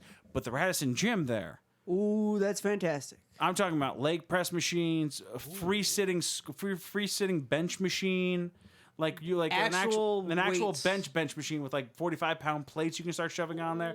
Like it was, you walked into like not a Planet Fitness, those suck, like an LA Fitness. Like you walked into an actual like fitness gym and like. And what did we go up on that leg press? Like 650, you and I? Yeah, well, yes, I stopped because everyone else bowed out and I was bored. I was right there with you. No. Chris, what's our like 8, 10, 820? Yeah, I bowed out because everyone else lost interest. And in addition to the gym, But in the pool, a fantastic pool with a waterfall, Ooh. Those are always nice. For this year, 'cause that wasn't that a nice hot tub, and a sauna. I don't think you made Now, it to the you're If made I to can go. get a decent sauna, I'll be the happiest man alive. It Or was the an year before. okay sauna. Not my favorite sauna, but it was an okay sauna. Fair enough. This is the same Radisson that we went to, unless you came and worked No, out my with me favorite then. sauna has to be at Kitsune. I don't know why, but it just didn't work it's out. just a really good sauna. Yeah. It was. Hey, a good sauna Yeah, maybe can really Yeah, relax we you were after late the evening. that first time. But I mean, that's a good one. Has heart. Yeah, We'll be fine. their panels were fun. I managed to get a chance to go sit in a couple of panels that they had going on. Went and sat down for the drag show. Ton of fun. Your wife got up on stage and danced. I heard about it. Yep, that was a lot of fun. And then I sat down. I was dying. Another great panel. Dying or dying? I was just tired. They see Fair enough. what they really had was some good 18+ panels, which are fun just to sit down. It's a very casual environment. We sat down in the misadventures in role playing panel, telling stories about different D&D style games and weird things that have happened, weird things that players try and do, and just funny stories in general. It was my first introduction to a story about Old Man Henderson from Tales of Cthulhu, which was amazing to hear about. Got a chance to share some of my own stories. Very, very fun to be. Sometimes with CFF, we go and we're putting on our own show and we forget that, hey, there's other stuff going on. We get a chance to go see those panels. Our times worked out well that I got a chance to be a part of that. And as a, admittedly, first-year con goer, By the way, he only joined CFF Ramen Con last year. Ramen Con last literally, year was the first So event. this year of cons you're getting to hear Is that he literally went his to first are literally his Well, first shit, time happy going birthday, to cons, cons. right? Damn. Yeah. Yeah, happy So I hit birthday. my first year just a couple weeks ago, but yeah, that I enjoyed my time there. The hotel was outstanding. The area that we were in, Kalamazoo, great town. A lot of stuff going on that same weekend, a blues fest that we got to listen in on for a little bit. But overall, nicely done convention. I like the idea of the different teams for people coming in, a way to get involved and to encourage people to go see more of a convention than they normally would. Very, very, very well run convention, I think. Awesome. Yeah, that's going to be a good one to go to. Absolutely. This was towards the end of July, right? If I remember right. July 4th of July. It fits. Oh, no, it was 4th of July this year? This year was July 12th to the 14th. Yeah. No, that sounds right. Because I was It should be right. My schedule's on my screen. Right. Well, I can't see your schedule so great from here. I'm not going to lie to you. You're fine. Don't worry. Because I was planning to go to this one because I think my Hot Pepper panel group got invited to go. Yes, do a I heard panel. about that. I heard about well, that. I couldn't go because the week before I went to Anime Expo, so I didn't have the time to go off of work. Yeah. And so Expo, if you're hearing this, we want to be in. And if you're a fan of aviation, so Kalamazoo has the Air Zoo right outside of town. That's Great pretty little That's nice. town. actually another reason why I've been bent on going. Yeah, so. me and a friend stopped there on the way out of town, and it was a fantastic little adventure before hitting the road. So overall, a lot to do with the convention, a lot to do around the convention and nearby. Definite check out if you're able to make it. All right. So after that was... Because this just keeps fucking rolling. I told you, I went to a lot of shit this year. That's why Oh, yeah. the first hour and a half is just going to be rolling down conventions I went to this year. And then we'll be like, I have questions about cons for you guys. Just Oh, I'm sure, and I got plenty of stories ready for you. I have lived at cons I mean, too long. we've been doing cons for 10 plus years. We are ready to go. 99, baby. That's all I gotta say. So, remember, we don't acknowledge those until it's a subscribe or a money. That's the sound. That's why we do this on Twitter. Right. So I know everyone that's listening to this everyone listening to the podcast heard that noise. Gotcha. They're all confused because they can follow us on twitch.tv/ComicClowns if they really want to know what that noise was. And then follow us on a free Amazon Prime subscription as well that we would love. Yep, use your Twitch. I mean, your Amazon Prime to Twitch subscribe on Prime because they own it now. Yeah, exactly. So the next one was Anime Magic, a first-year con out Yeah. of Schaumburg, Illinois. Now, this is where you both went to, and I would like you guys to go ahead and... Because like I say, CFF was fighting. Right. Again, I didn't stay there. I drove back and forth because I didn't have the money for the hotel room at the time and things like that. For about 2 hours. I am happy to actually rehash. Yeah, what we're we- Please, very happy guys, to go talk ahead. about this because So I'm ahead. going to go ahead and say, y'all go ahead and you take it away. You've listened to us jibber jabber forever. We've only So taken hold up on. most of One the of you show. take Anime Magic, and the next one take Ramen Con, which is right afterwards. You should probably take Anime Magic because I have the longer story for Ramencon. I've been drinking enough. I can remember half of this. All right, perfect. Okay. Okay. So, Anime Magic, I'll say this now and I'll say this forever. Surprised the living shit out of me. Well, keep in mind, this was our first event doing press, too, because we started to do press for conventions, too, so we're doing reviews and the like now. We do the same thing. Yeah. Yep. And it's one of those things where it's like, hey, I want to say we started in what, April? Yeah, March. We started in March. March. So we've been going to conventions since forever and a half, but this is the first time we actually became official, and Anime Magic opened us, like, pretty much welcomed us with open arms. That was step one. That was so grateful. But I will say this one thing so everyone knows. It's not ran by some schmuck that wants to make money. Right. No, it's The not. people who run it are Veterans. V is for villains. Yeah. So Yeah, I won't tell you Hold who. up. Time out. You said V is for Villains is running this shit? Oh yeah. Fuck. I love their music. The entire upper echelon is that band. I did not know that. And not a lot of people did. And now the people listen to my cast, but they will know now if they listen to get this far. Both of them listening right now. Dude, seriously. There's more than that. That's the best part about it. But they run it and they know what people like.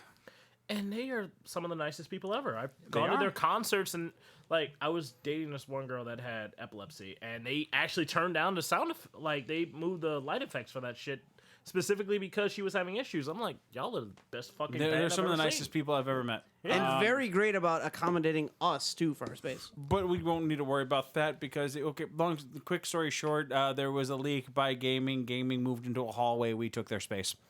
Fair It enough. was amazing. So go on, tell us about Anime Magic. Tell me about the experience that I got to miss because I didn't stay the weekend. That I've already reserved my hotel room because our hotel block is open now. All right, fair enough. Okay, so let's actually break down this thing piece by piece. First things first, the panels were perfect in my eyes. They actually chose specific panels that were not cliches. Step one, every single panel was very unique. Oh, And, you don't think we're cliche? I can't think you guys are cliche. Seriously, you allowed me to hit people with foam things. That's enough for me. Right? You basically Unique put experience. him in his happy place, and when Right. he's in his happy place, he ain't gonna complain. Right. You allowed me to do cardio. That's perfect in my book. There we go. So their panels were perfect. Their staff was very well selected, and that's something that I actually hold near and dear because working conventions for so long that I kind of like a good, well-rounded staff. Oh, it's really the key to a well-run convention is that the staff can make sure things keep moving. Right. Now, their music performances, I was a little disappointed. What you don't know is during most of that whole weekend, the actual con head and con owner was in the hospital. Yeah, no, I heard about that actually. Exactly. He was gone for most of that weekend. And I was very sad. I really wanted to talk to him, but He was I there was- on Sunday night Sunday afternoon to talk to, which I did. Yeah. But Lucky. it was John, was it, that helped us out? John, yep. John. Head of technology. Yeah. yes, that's the yeah, same that's guy. what we Was- spoke with too. John Yes. Santiago. Very great about taking up the reins of that and making sure And- things ran smooth. He was very lovely to talk to, seriously. One of the big things that I personally loved about the convention, besides you guys, don't get me wrong, Oh. one of the things that I actually liked was how the registration handled things. And a lot of people don't know this, but registration is a make or break. If the registration experience is subpar to nothing, then the convention for the experience for a normal convention goer will be complete shit. They had some hiccups on Friday that we were told about, but they handled that like fucking champions, and that enough is perfect for me. Now, throughout the entire con, I was flabbergasted because all the stuff that they were doing. It's a first year con. You expect first year mistakes. Sure. I didn't see any first year mistakes, and that scared the shit out of me because I'm just like, what the flying fuck? Is this a third year con and no one's telling me? What the fuck is this shit? How long have they been doing cons for? Come on. Exactly. No, the staff. Now the it makes higher- sense, right? Yeah. Yeah. The entire higher echelon has been doing staffing as long as I've been doing conventions. So it's like, yeah, you guys know what the fuck to expect. You guys know what like first year errors to dodge and avoid. You guys are doing fourth and fifth year errors that are quick fixes. That is a miracle in my eyes. That is some shit that you never see. So every time I think about Anime Magic, every time we talk about Anime Magic, I almost tear up because it's like, this is a beautiful thing. It was the perfect replacement for Anime Apocalypse. Amen to that. In And the they had same a ball venue. pit. And they had a It ball is the pit. same That was the venue, biggest they joke did. of all time. That Yo, was Just, great. just a different time of year, but yeah, same Same venue. venue, same different location. Yep, because Anime Because it Magic used was to- in yeah, it used to Anime be in Rockford, Apocalypse then it was moved. January, Yeah, and then this one did it in August. August. Yeah. I had August to- 16th to 18th. And a good Find them. They're venue, selling too. events. Oh, yeah, selling I had the joy to go to But Anime yeah, Apocalypse. Apocalypse moved from what? Rockford to Schaumburg is what they did, because I remember going to the location back in Which Rockford. actually killed it. Yep. Yeah, unfortunately, yeah. We can talk about what kills cons at any time. If you ever want me to come on your thing, I'll tell you what kills cons. That was the topic that we were actually debating Yeah, on. weren't we? because there are a lot of con killers, unfortunately. We'll talk about Reactor one of these days. Oh dear lord. Woo, that's a good one. But yeah, no. Anime Magic, they had a. Oh yeah. I'm in pain. Oh shit. Sorry, dude. I busted my shoulder, so it's like I thought it was me. My elbow's been fucked. wrist, arm, shoulder, knee, back. Yeah. I'm It's the air in this house. Yeah. But hair, the vape. Yeah. oh yeah. One of the things that we were actually excited to see was tabletop. Tabletop didn't exist at Anime Magic, but they made up for it in spades with their videography room or The video game room, you mean? video game room. Thank you. Because like I like the arcade selective games. that I they play have. IPG, which is in the hallway. I love IPG. A group that CFF is actually is going to be like we've been talking to and trying to work with. So like big things like C2E2 where they have like an extra space, they take things down, they put us in. We can do 1v1s, get our name out there. We go to events, we talk to them, we try to get them in there. That's pretty much like they're awesome people. Like Kevin, who runs it, I can't remember his last name. It's Fair. the bees, right? Yes, the Beats, Akuma Beats. Yeah. Thought it Funny was thing Kevin about Fair, him, but- actually, before we started the show, long before the conventional podcast actually started, we were doing another podcast called The Forge. And we did a live interview with Kevin way back in the day, and I would love to have him back on for this show specifically. I'll message him and I'll try to get him, and we'll do a huge like Comic Clown / video game podcast and things like that. Fuck, I missed that guy. Future podcast. Write it down, Right. Don. Yep. Yep, got it up here. There's an entire podcast of us going future podcast. Like by I'm accident. sure that's a very, Oh very no! common thing. We even before we started this, what was it, like 7 hours? Yeah, we had like a 7 to 8 hour like planning meeting with literally just me and him on the phone being like, here's our list of topics. I made pancakes. Yeah, we came up with like 4 years in like our 8 hour long meeting. We started doing like minutes for like certain topics. So which one of you guys is coming on for a horrible movie tournament? Oh, I'm down. Oh, okay. But keep going with Anime Magic.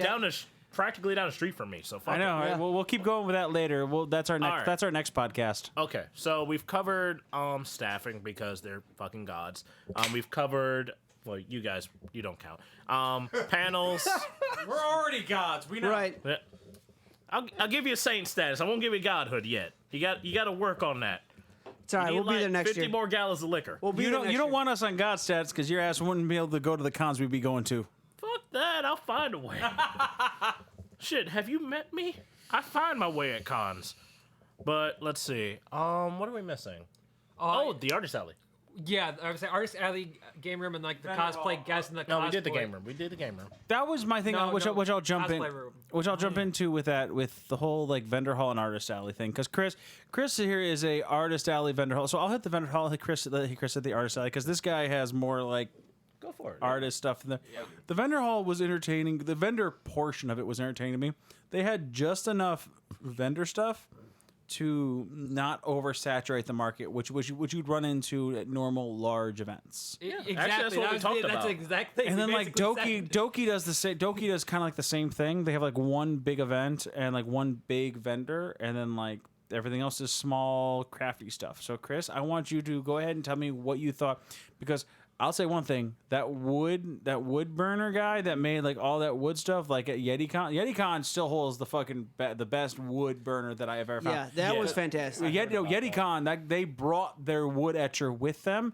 So if you wanted something custom, they were making it on scene for you. Now, which they were were doing fucking bottle openers. They were doing everything. Which had my favorite one, which I wanted to send to my mom, which was I was Groot on a cutting board. And my mom just that looked at me and went, I had me want it. And I'm like, God damn it. If you would have said this like 2 days earlier, I would have bought it for you. Now, here's the thing. Are they actually... Okay, what is their usual setup? Because damn well I'm a wood burner aficionado. I do not know that until now. Well, yeah. Well, it's wood burning and wood etching, so they have an actual machine, so they don't have to do it by hand. So they can get you like specific... I think it So, like, was which it one? was laser etching on the wood. Oh, Yeah, that was okay, laser. cool. So like you don't get the handcrafted like version of it. You get the actual like, because people will screw up like I'll say one thing at Geek Out. I'll give you an example. I had the glass etchers. Glass etchers at Geek Out are my best friends, and I always every year I have a little thing with them where I buy them a bottle of Jack Daniels, and they give me something that I want. Like I have a glass upstairs of Gorehowl and Doomhammer because I'm the War Chief, like crossed. And it's awesome, and the horde symbol on the outside. But if you follow the Gorehowl and Doomhammer thing, you can see when the Jack Daniels kicked in on some of the lines, which is still my funnest thing that I've ever seen. Like, it's the greatest thing I've seen. It's really fun to watch. But like these guys were like, you want a picture? Boom, hit, go. And so you don't get like. I'm a person of imperfections. I don't really need something to be perfect. If I can pick out the imperfections, it tells me that someone took their actual time to do it.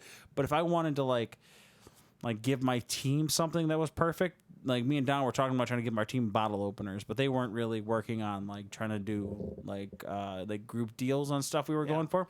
But it was really cool to see the stuff they had, like cutting boards, not like it wasn't a slab of wood. It was an actual like cutting board that you would go buy. Yeah. But like, so Chris, go ahead and hit us with the Anime Magic. You had one walkthrough. You had 2 walkthroughs. You walked through with me once really fast, and then you went through on yourself. Let me know what you think of the Artist Alley, because obviously the Artist Alley we had our boys Sunny and Jess. So Rainbow Lion was there, and I think it was Zodiac Armory, who does 3D printing and armor stuff. He has if you have not followed any other one of them, they do fantastic work.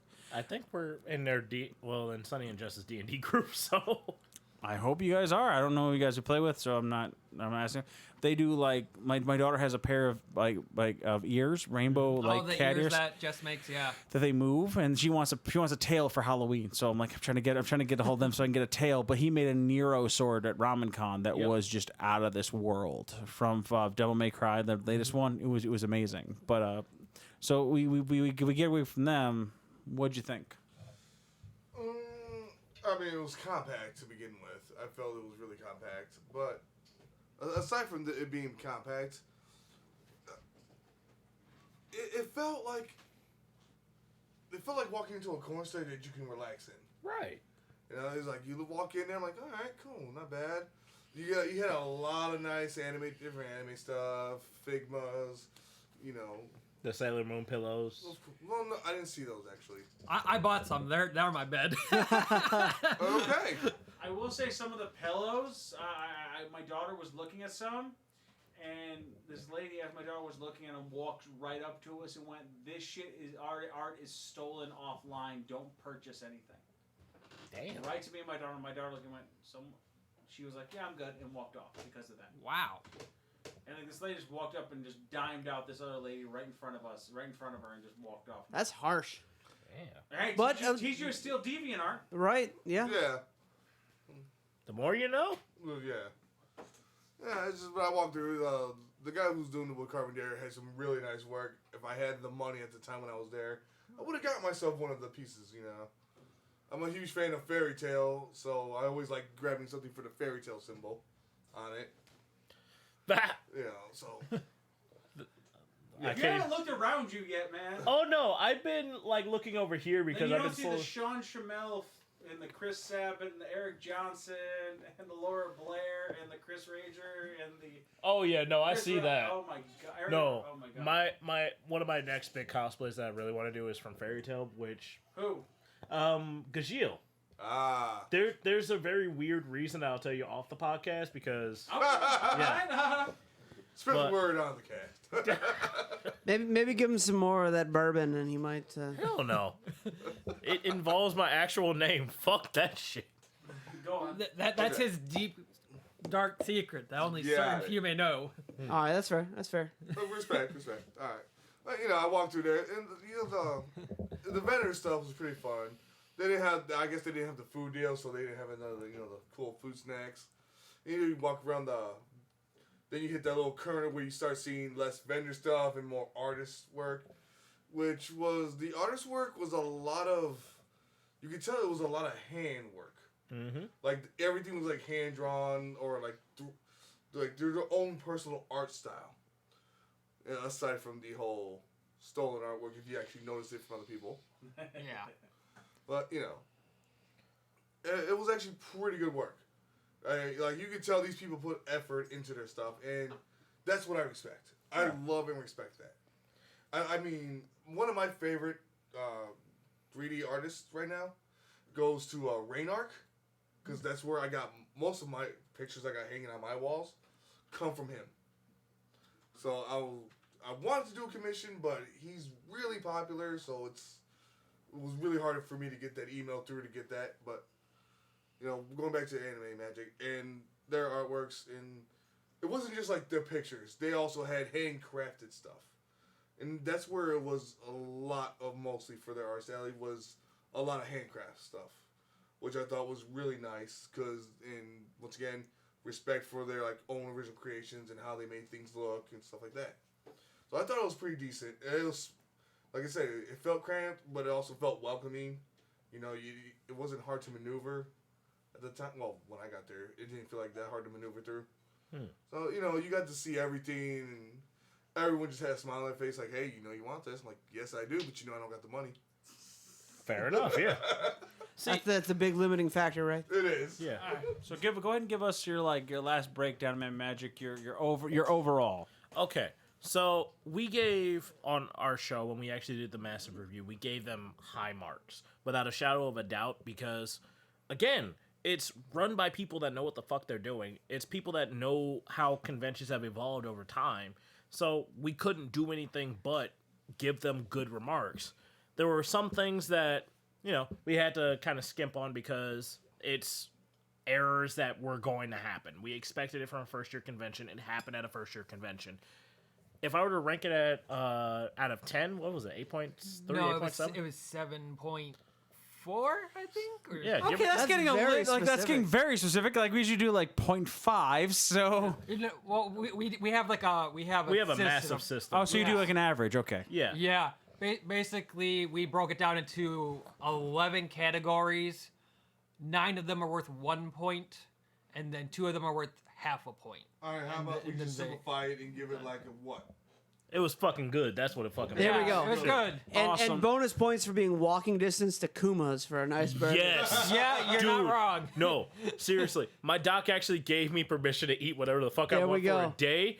I went to get a fucking mastodon the first second I got a chance. I was happy that's as where it's shit. at, man. It's, That see, was that's one thing that could make a con weekend. I think is some really good food. Oh, yeah. Whether it's a nice big burger, a nice Philly cheese, that really helps make an event Yeah. really fun. All right. So let's go ahead and move on to the next event. The next one was MidoriCon. Ooh, Midori. And that's not on our list on our site, and we do apologize. MidoriCon, my for fault. those who don't know, yeah, Don, fucking asshole. Yeah, I'll take the How credit. could you, Don? How could MidoriCon. you have done this? I told them to put it on there. He just never got around to it. No. So, That was a busy week. So MidoriCon is was a con that was like pretty big, but wasn't huge. They also had a secondary con called Midori Fest, which was our mine and Chris's big party con. Pound it, all right. That pretty much we spent the entire weekend drinking and cooking that one away, and people were wondering what the hell we were doing when we were gone. They came back to 2 racks of ribs and fucking steaks and burgers, and they're like, "Oh, that's what you guys were doing." I'm like, And that's where you stop complaining. that's when I get hugs. Yeah, they're like, I'm fine with this. I'm gonna give you a hug now. Right. No. That's what Actually, that's exactly what happened. I'm like, all right, man, I'm sorry I wasn't around for the fights. He said, give me a hug. I'm like, okay, I fed you. All right, I see what the problem here is now. Right. So here's what's gonna happen. Next year, I'm just gonna come at you with 5 pounds of friggin' beef ribs and see what happens. Depending on the con, I'll bring the smoker. Ew. Bring it here. I got the smoker. Yeah. So the point was, for Midori Con, they had to take a 2-year break due to personal reasons, financial reasons, and this year they came back. Now, the difference was they were 100 miles south of where they usually were. And they were at Deer Creek in Mount Sterling, Ohio. I only remember that, like, those weird details because it was just recent. So now here's where Bruce is a prick. So I knew This that is the moment where you're a prick? this one for this year particularly. So I before like Though we still have like 3 months left. give me some time. I invited you to my New Year's party. It can get worse. Which I invited you to New Year gala. Yeah, I got no. you coming. Oh come No, on, yeah, bud. I saw the invite. I was like, I got you. So I'll find something fancy. I'll definitely find something fancy. So the point Why so, do you keep coming on? Why do you keep bringing it up? So what we did was I called them, I messaged them, and I'm like, I knew CFF was a staple there, and I messaged them, and as soon as I messaged them, I Googled the venue because no one really knew they were back but me because I was the only one paying attention at the time. And as soon as I did that, I'm like, oh, what's the venue? Oh, they have this really nice historic cabin. So I went ahead, called up the place, and I'm like, you have this thing called the Harding Cabin. Now, the Harding Cabin Harding Lodge was used for like diplomats and freaking like for card games and where they would stay when The they're. cabin is over 100 years old. It was awesome. So I call him up and I'm like, hey, I'm coming in from Midori Con and I would like this cabin. And the lady goes, hold on, wait a minute, this doesn't make sense. Give me a second. Puts me on hold for like 2 minutes. Comes back and goes, sorry, the Harding was not in the block. I'm like, okay, I still want it. And before I can say a word, she goes, so I talked to the manager. I got to put it in the block. It's at a discounted rate. It's yours. So my first thought was, oh shit! All right, I really hope the con didn't need that for something. Whoops! And I took it. Now here was the cool part about it. The one part I didn't know about it was 3 miles away from the actual No, convention. it was 3 miles from the convention back to the main road, and then like 2 more miles. It was like a 15-minute drive, but it was up It would over have a and down. 5-minute boat ride. But here's the cool part: is If you've we'd have got brought a boat. You get the whole thing, and you're right next to the boat ramps. And then you have your own personal dock at the end of this thing. And I picked it up, and I'm like, I have enough room for everybody for CFF. Just pay for it the rest of the way. I paid for the first night for myself, and then we bought it, and it was awesome. And like the con as a whole to me was it felt more like a first year than Anime Magic did. Yeah, So definitely. it really needed help. So it was like my friends who, like, a bunch of people jumped into it, like Goldie, who I don't know if he's still listening, goes like, dude, this is like 1/3 of the people that are usually here. I'm like, okay. But it gave me time to meet people that I'd never met before, like Zerker, who has been part of CFF for years, but I'd never met before. And we were all jumping and swimming in the lake because we had our own dock. So we were like jumping in and having a great time. Apparently, like 3 a.m, a bunch of my friends, like that I know, showed up at our freaking cabin because they were walking through the woods for no reason.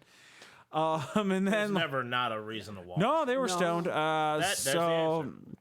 they ended up getting there, and I'm like, wow. So they talked to me the next day. It's like, can we come by your house to party? So like, I'm like, okay, let's keep running the panel. Me, Don, and my friend Damien, or one of my guy workers, Damien, we go back. We start a bonfire. We start the charcoal grill. We spent like $170 on food. We started cooking burgers, like chicken, you name it. Everything was cooked up. I go into the dining room, and I don't recognize half the people in there. But they're all very thankful that I cook their food. And Yeah, they're like, we brought 12, and there were 20-some people. it would get by the end of the night. So I'm like, they're jumping in the lake. My daughter's down at the lake. They're having a good time. They're all toasting to like, thank you, Bruce. I'm getting a chant. I'm like, this is pretty fucking cool. I sit down, and like, I'm like, my daughter goes, Kayla wants to know where you're at. Come jump in the lake. And I'm like, yeah, I'll be down there in a second. And I was going to get up and go jump in. Before I could, Zerker shows up. God bless his soul on this one. Puts his hand on my shoulder, sits down, puts a bottle of 12-year scotch on the table, and pulls up a portable humidor with 3 Cubans sitting in it and hands me one. And I'm like, oh. You do not say no. I'm like, well, I'm not going. I didn't say anything. I just took I reached in, he opened it up, and I reached in to grab one. I'm like, he hands me a cutter. I cut it, start smoking it. My wife comes up, where were you? Cuban. She takes the Cuban. He looks up and just looks at her and goes, she smokes Cuban? Yeah, I picked right. Yep. And he hands me the Cuban and just goes upstairs and goes to bed. I'm like, I just sat there and just smoked back a Cuban on this extensive balcony that we had purchased, where that Saturday morning I had woken up with like with Don and like one other person cooking eggs to order for the entire team with like 2 pounds of bacon and sausage. Nice. It was an experience. You look at the event and you for 2 minutes and you think about the con itself, and it's like the con to me was so minuscule to the venue that was around you. And that was the thing about MidoriCon. As much as you see the potential in it, and we tried our best, and we had a good time, and we had fun, and we had to recollect the actual parties themselves and what we made it for ourselves. And that goes back to the thing when cons fail. And it's little kids and like high schoolers and just like over 21-year-olds that are expecting the con to absolutely entertain themselves, who look at themselves, and this is something I realized like 5-6 years ago. I'm like, you have to make your own entertainment. I'll go back to MidoriCon just for that experience. Yeah, that we made for ourselves. And because if you're expecting the con to entertain yourself every 2 seconds, then what the fuck are you doing? Thank you. You're doing it wrong. The con experience is about you. That was definitely a convention where we made our fun, and it was fun. That was a weekend for people we're in the middle of nowhere, Ohio. It's not like there's a nightlife happening around you. You want to hang out, you want to have a good weekend, you make it happen. Come by the cabin. We had, I'm not joking, it was 20, 22 people. It was like 20 people ended up by the end of that night, like people I just didn't know. But it didn't matter. But it was like because they're respectful. Like I had my daughter there at the cabin, and I'm like, I looked at everyone and went, don't be loud inside the cabin. My daughter's going to be sleeping soon. And be really, respectful. Your daughter's awesome. So. Be respectful. Yeah. The view outside from the patio was magnificent in the morning. At night, being down by the dock swimming in the lake. We had a harvest moon the first night. Ooh, it Clear skies, just the lake reflecting the moon. It was just chill enough where like it's hot outside, but like chill in the water. Just enough so it's actually like, you comfortable. could jump in and you weren't freezing and like seizing up. That was like the perfect relaxation for the next 2 weeks of work that I'd have to put in. Yeah. For the next cons. But that is a con that I see getting bigger. Their vendor hall was a complete artist alley.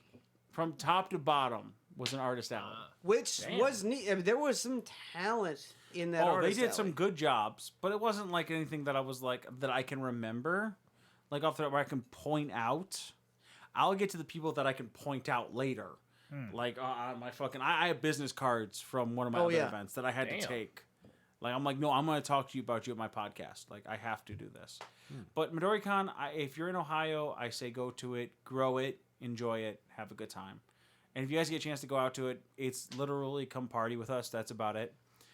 Which I don't do a lot of... If we haven't sold you enough on the party with us atmosphere. Look. When I first met Bruce, the exact words were, hey, we should chill and hang out and party. I'm like, yeah, fuck it. Let's do that. Right. It's kind of what I do, and I'm very good at that. I'm very good at entertaining. That's my biggest thing, and that's what I enjoy doing. I don't do that now in my real life, so I put as much of it in much of my world that I can in my secondary life. Same. Which I feel bad for people that deal with me at work. So that one right there, it's not a... No, you're fine. The con people that run it are phenomenal. Like, they're really good people with great heart. And it's just like I told them, I'm like, I need to buy 2 more badges, and they went, oh, we can just give you 2 more badges for your team. I'm like, great. My daughter skipped school today just to be here. She goes, oh, fuck yeah, and runs out and grabs a badge for my daughter, and I'm like, awesome. And then we lost a badge because somewhere got lost in the freaking house, and they gave us another one just to fill up the people that we missed because we couldn't find them. And I'm like, that's fantastic. And we told them to come out and party with us, and it was such a good time. And then we had to watch Kevin get drunk, and it was, oh my god, flipper. Oh, that was an experience in and of itself. Oh yeah, that was great. But it had also like a really long table that you could just like feed everybody at. It was meant for hosting, and that's what I do. But the next one is my first con, like actual like anime convention, not like, I don't count C2E2, I don't count Wizard World, but I'm talking about like something I can immerse myself in that didn't have like thousands of people at. Your first con, countless which is CFF's first con. Ramen Con. Ramen Con was the shit this year. I'll have to say that. So Ramen Con as a whole, if anybody knows CFF, it really got its like actual start like 7 years ago. Like when it finally took off was there 7 years ago. And that's when Chris discovered it, told me people were foam fighting outside, and I'll never forget. I went, who's fucking throwing foam at each other outside? That sounds retarded. And then he says, just get out there. And I get out there, and where he found it, I made it a thing. I walked up to him and went, no, I'm going to be part of this. And Mike didn't believe me until we showed up the next year going, and that's the year, there was 2013, we made it good. Then 2014, we worked security, and we still went out there and did this.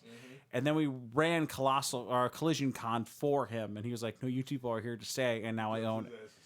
Oh, yeah, and it was his birthday weekend, and then now I own it. So it's been a very, very, very fun ride, all starting from my friend who messaged me. But here's the thing, that's when I brought you to Ramen Con. I brought myself to Ramen. My friend Brian brought me to Ramen Con like 2 years before that, just messaged me, what are you doing? Come out to Maryville, Indiana. I'm like, that sounds far. 30 minutes. Meh.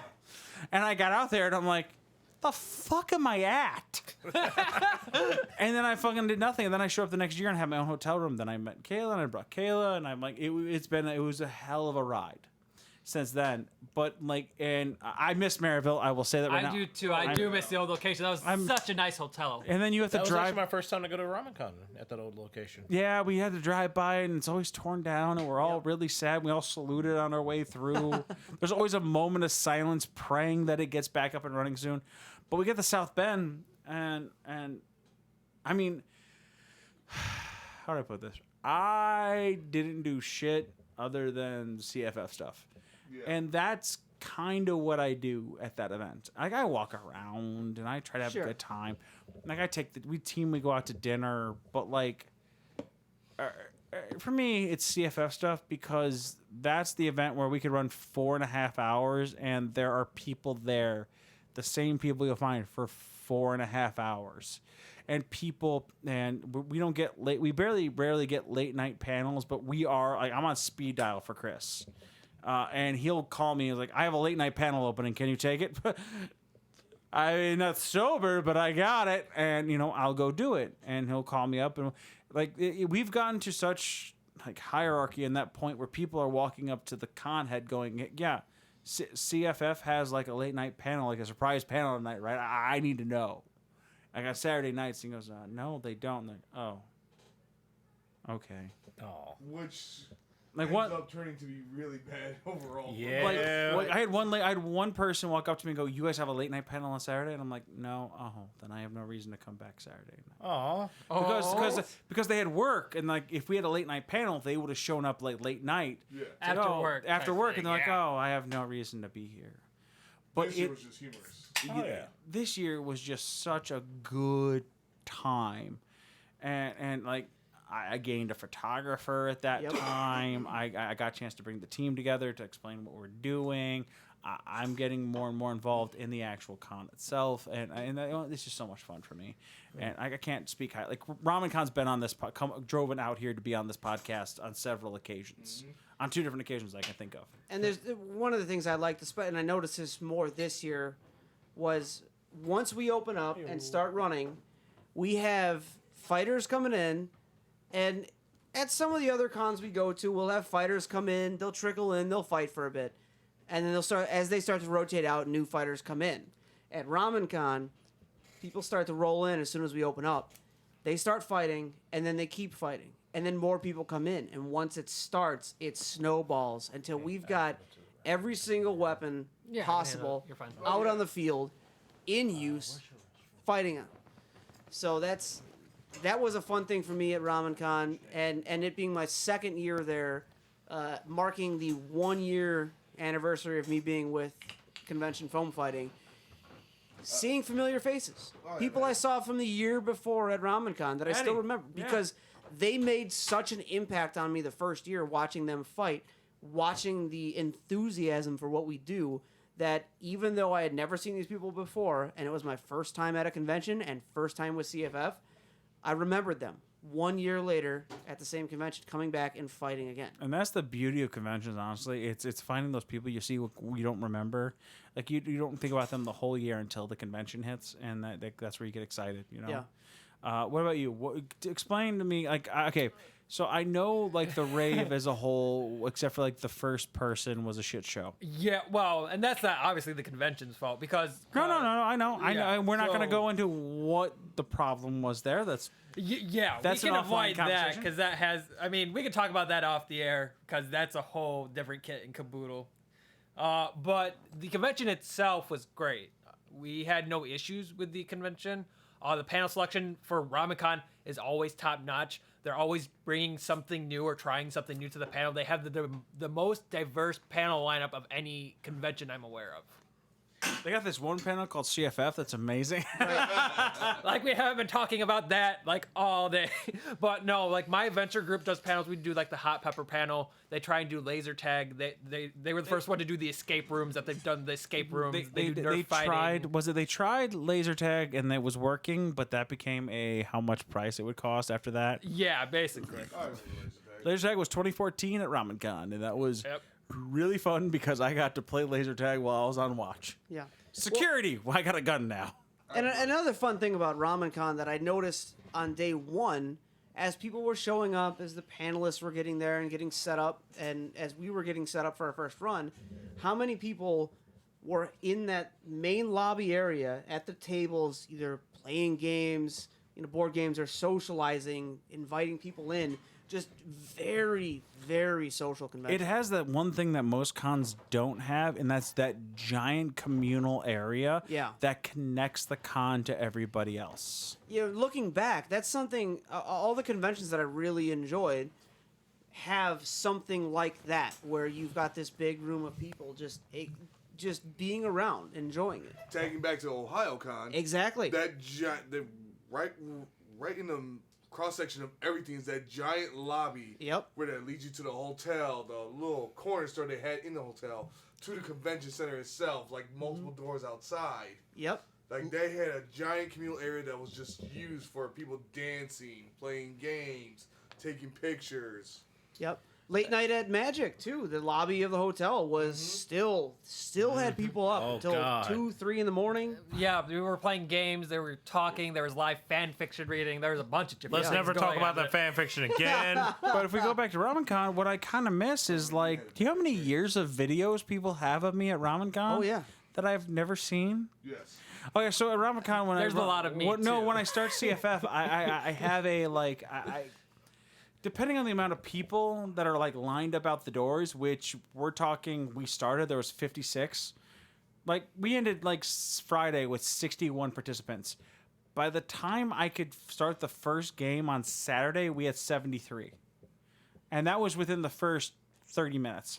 Sounds about right. Yeah, the thing is, people are recording me as I like do the jokes and I do my rules and I make people laugh and I'm hitting people just to get the rules out. And like people record me every year, and I've never actually seen a video of me, and I'm kind of sad about that. So if you have a video, For the love of God, send it to me. I'd like to see them. Just upload it on Facebook so you can share it with everyone. Like, hey, listen to Exactly. this. Even if it's, look at this jackass. Like, I don't care. Like, I'd like to see one, you know? But that was always a thought in my, that's always ringing in the back of my head. Because I go up and down the line, and I see somebody with a phone or a GoPro or something, and I'd like to know. Now you know how every cosplayer feels. I like it. Because I'm not gonna lie to you. When I get stopped as a cosplayer all the time, I get like 200 photos taken of me. I see like 20 of them, and I'm like, what happened to the other 180? I'm sure something's happening yeah, with think about them. that. the other I've been 180 doing look this very for- similar to the I've been first doing 20. this for 7 years. I've taken control for like 7 years, and I've never seen a video. The only video I get to see is one of my wife on our fucking main Facebook page. That's back of my head, and that's me yelling, and it's fantastic. Well, it's a view you don't get to see often. I don't want to see the back of my head. There's a bald spot. So Just one. yeah, there's just one. And I bald Same, the whole I'm head. not That's gonna why lie. I'm balding the whole head. It's starting. You'll be fine. That's why I shaved the whole head. But as a RamenCon thing for me, people always talk about how it's going stale, it's getting old, people don't like it. And I'm like, I don't call it stale or old. I call it, to me, like vintage and like memorable. Yeah. Very routine. There's nothing wrong with having a same routine with stuff that happens Right. with a little variance each year to like spice it up. Yeah, there's something. I don't go to panels once again, but I've never gotten sick of RamenCon as a whole. No, In fact, never. they have the same. Let's put it this way. Chris has my favorite moment. We CFF agreed This to help. this moment made my year for me. Like the guy remembers me, but to what he remembers of Chris is amazing. So we decided Chris asked us to help him out with badge checks in the front of the vendor hall because he didn't have a person. Like I said, Chris was at my wedding. All right, Chris is my guy. I love that guy. He's probably one of my favorite people like in this world. And so I'm like, yeah, we got this handled. So Not me? yeah, he beats you. And like I looked at my team and I'm like, okay, guys, you don't have a choice. You have to run a watch. And they understand. They all took times. I'm like, I'll take work off Friday, go up there Thursday, stay Thursday, and I'll take the first watch. Just to show you that we have something. Chris does his watch, finishes his watch, walks up through the door. The first vendor there is the Pocky and Ramune vendor that we've seen every year. Yeah. He just looks at me and goes, he knows I'm buying something, but looks at Chris and goes, here you go. And pulls up exactly what Chris buys every year and hands him a fucking bag. And it's like, he goes, this is what you want. Like, he saw Chris sitting there and knew what he wanted. Like as soon as he saw me, I know what you want. Pulls out a 10-pack of the pizza pretzel sticks. Oh, okay. And he's like, I also know what you want. Pulls out a strawberry ramen 6-pack. Like, this guy knows like me. Like, I got this. Yeah. This guy knows. Like, he can't do that for me because I change up if I want, like, do I want the strawberry koalas this year? Or do I want the chocolate ones? But he always has my orange ramen ready for me. He knows which one I Koala's want. March, it doesn't matter. Both are delicious. Exactly, and that's where I'm at. But I switch. Chocolate. But I try to switch it up. But like once again, like that right there is the only ones that does food anymore. Well, certain conventions have like food permits or like Exactly. they have certain deals. And Why do you think I keep my permit up in point? I don't even sell anymore. I really want to do like he wanted me to do something, but I still want to talk to him about was like a black tie like gala thing because they don't have that like some cons do, and that was something I was talking about. a formal ball sometimes. Which he asked me to run because of my black tie affair that I have here. He knows about it and he's seen pictures of it, and like I was debating on it. I'm like, yeah, like it could work, but then it couldn't work. And now, are we talking Gatsby or are we talking? I have had Modern people. black Spider-Man tie. I had somebody show. Was it Grant showed up as Sebastian from Black Butler, which is perfectly fine. Fair enough. And my bartenders, one had a mask on, the other one ripped off his sleeves because he had like Spider-Man. He had Marvel tattoos across his arms. I was dressed as Black Bolt from the Inhumans. Yeah, if it's as long as it's dressy related, I don't care. All right. It could be a bow and tie, and you could be like all green and have a Green Lantern Corps on your suit jacket, and it still Or counts. if you want to go full Chippendales with just a bow tie. In the middle of winter in Chicago, you have balls. Probably That- not anymore. Not- They're no, frozen. no, no, Your they're balls frozen have now off. disintegrated to ice at that Right. point. One of my friends showed up in one of my Yeah, friends, well, exactly. one of my friends showed up in a he was wearing a fucking kilt and a top suit tux because he didn't want to wear pants. And I'm like, hit it. I'm probably gonna wear a kilt this year. I'll probably pick up a kilt for myself because I don't want to wear pants. It's my house. See, I keep saying I'm going to buy an actual decent kilt for me nowadays since I've been slimming down, but yeah, we'll see. But that's just the fun stuff right there. That's Ramen Con as a whole, and like I have so many friends there. I actually finished my Ramen Con bingo, which was finding all my friends that I wanted to see. Which was finding Fluffy Saturday at like 11:30. Fluffy. I ran up and just Fluffy was awesome. he's like, I'm busy. I'm like, hug me, and that was it. That was the whole thing. Came to us at that 1 o'clock panel we had. Yep. You can never hear your 1 o'clock panel. Him and Hot Rod, and like a few other guys came through. Oh, I passed out with my wife. I was like, Yeah. they got this. That's what's like being a manager and an owner. They got this shit. We did. I passed it. We got down. it. I'm like, they got figured out. I got a chance to see all of my old IRT buddies. That was It's just enough. Too bad it devolved into something weird at the end. That's usually what happens. Yeah. Yeah, that's usually like how the night or day Yeah. works. Let's just say I had to cut off the music. I don't want to know anymore. I do, but I So, don't. The last convention that we had was Moving on before things get really weird. Well, Don, you were there, so you know how bad it got. Right, I got you. So the fun thing is, if you go on our Facebook page at Common Clowns on Facebook, Common Clowns Podcast on Facebook, I actually did a video, a 1-minute stream video of like every event, and that was just me explaining where we were at and things like that. And this last one, I got invited to. I was picking up the flowers for my wedding back in January, and we got invited to, which was in. I'm like, I was like picking up with my friend from the military. He's like, "What's up?" I'm like, "I just got confirmed for a fucking event." In fucking September, man. He's like, what? I'm like, yeah, I got like 9 months before this even happens, but we're in. And they gave us a room to fight in the hours were so janky. Not even in a bad way, but if you, I watched it and I'm like, I did, and it makes me regret not getting a hotel for this one because it was the O'Hare, like on River Road. Oh, that's the good one, yeah. Yeah. Oh, this place was insane. Like, it was the fanciest, schmanciest hotel I've been in a long time. And it was the Chicago Steampunk Expo. I am still mad I had to miss that. Here's the thing. You, me both. Steampunk is my jam. But Hell here's yeah. the thing. Fist bump it. You think that it's a first year. You think it's like a third or fourth year, the way they talked, the way they moved. It's the first year. It is? Yes. Dude, what the fuck? Yeah, no, the way they talked, the way the guy ran it, what was his name? I know his real name, but I can never remember his steampunk name. Captain Albert Alexander? No. If it was Captain Albert, that'd be a very dark time for all of us. Or an SPG reference. Aloysius, Exactly, that's what I'm Aloysius Fox. I knew it was an A, but I didn't want to say I don't know. His name was. That's from something. Yeah, it sounds very familiar. Yeah, that's from something. It trust I don't me, know what. it but did the it's from same thing to something. me, but everyone called him Aloysius, and I'm like, I'm looking for Jason. And I didn't realize that it was in his signature that was in between, so it fucked me up for like a couple hours. I'm like, wait, I met the guy? Yeah, fuck, where the hell are you? Yeah, I met that guy Delicious something. And then he was talking to me, and I'm like, I had to ask him first, is that fake or is that really? What, the accent? He goes, oh, no, it's real. I'm actually from England. I'm like, oh, double checking. Con World. I mean, shit, Con World, somebody's gonna have a weird It's a accent. 50-50 shot, right? Here's the thing, like, people didn't, like, the Friday night panel didn't go so, it wasn't so hot, but that's whatever. That's a Friday panel. But that's a Friday panel. Right. The Saturday panels, we had Once word of mouth spreads. we had an early panel where people wanted us to be there, and we just didn't get a hotel room. None of us did because we're all from here, but we stayed there. It was like, it got off at noon, and we were supposed to go on at 8.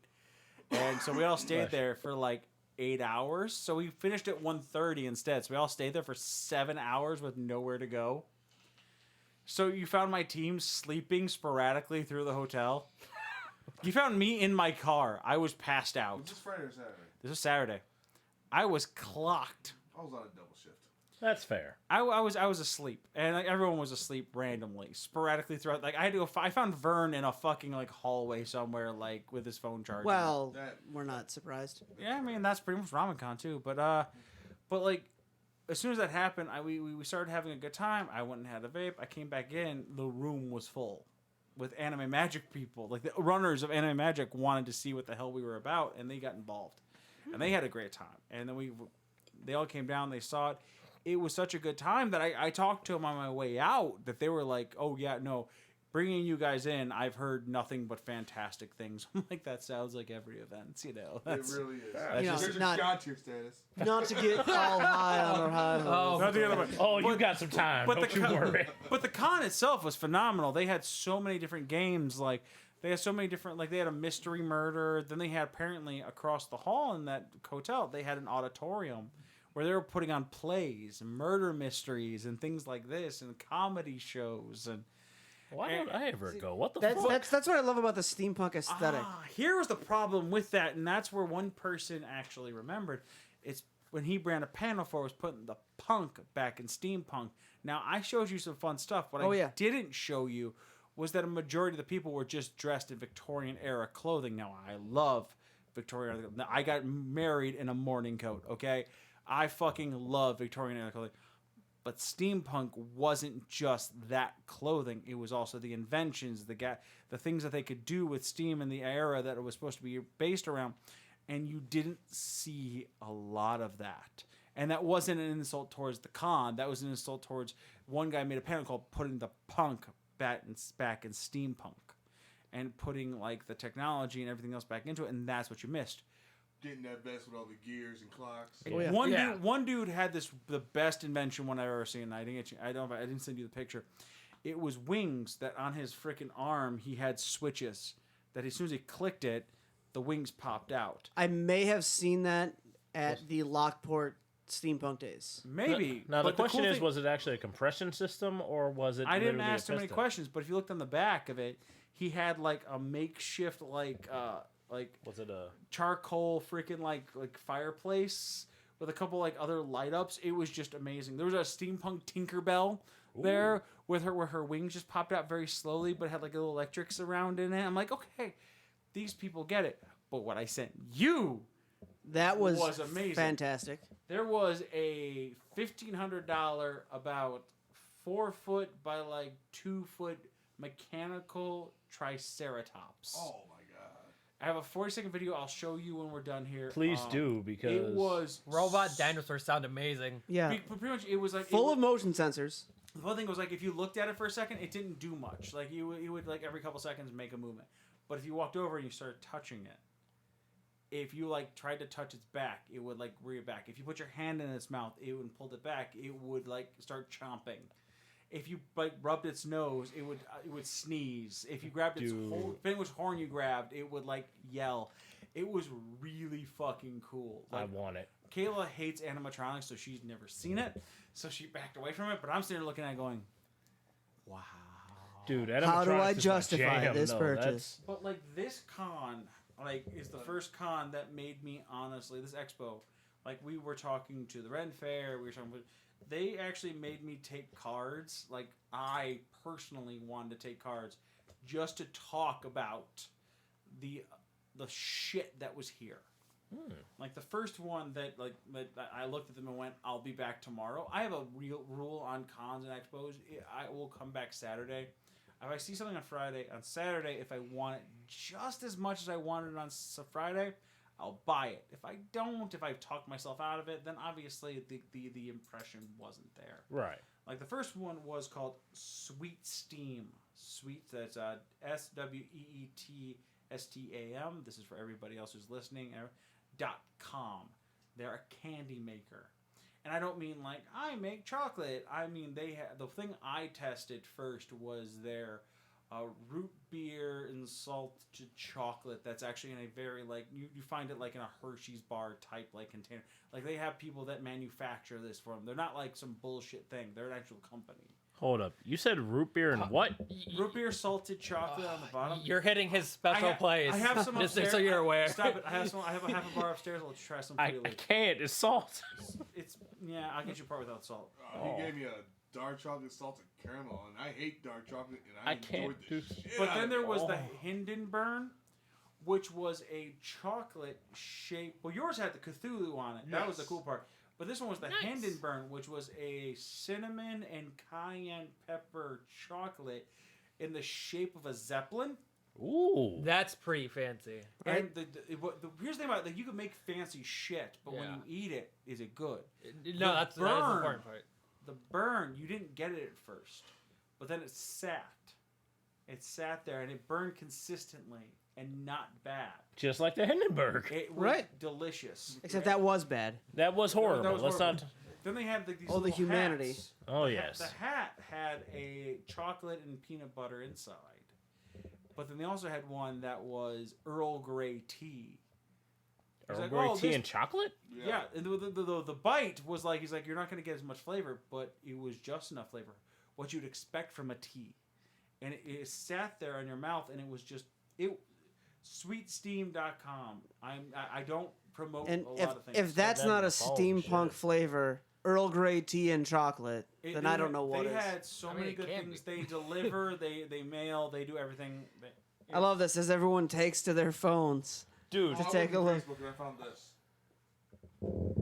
it's sweet steam chocolate, right? Sweet Steam, so SWEETSTAM. So all of you watching and listening, go ahead and go on your phones as we take a dead air break for a minute. As everyone oogles some Because chocolate. we've all been Look. drinking alcohol and are now getting the So- munchies. Right. Look, I've been wanting fucking unsalted fries for like the last 7 hours. I'm the good. next thing that they did was the dinosaur that I was talking about. They have mechanical everything. That wasn't just the dinosaur. Everything they have is like that. Robotics. And it's all like, you can feel it. It's called the Dark Rain Design, purveyors of clockwork critters. And you can find them at facebook.com Dark Rain Design. So that's dark, DARKRAINDESIGN. So like not like, so actually the rain, not versus like raining over. So it was, they had phenomenal things. I never have money for this stuff, so, but they did, everything they did was just all the artwork. They had Cthulhu's, they had freaking dinosaurs, they had clocks, they had everything. They had such phenomenal things. And then there was, the next one that I liked the most was Dr. Gus Handcrafted Arts and Design. So Dr.GusGUS.com. He had pins for fucking everything that you wanted. Warlock, Player, DM, Hufflepuff, Gryffindor, you name it, he had a pin for it.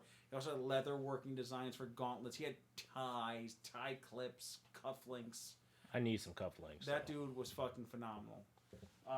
And then I had a bunch of them, but I didn't. Well, the last one I actually was I wanted to talk about. Actually, I want to make sure that I didn't grab these for myself. Besides, there's obviously another wood burner there, but it was one that you don't get to see for vendor halls very often anymore.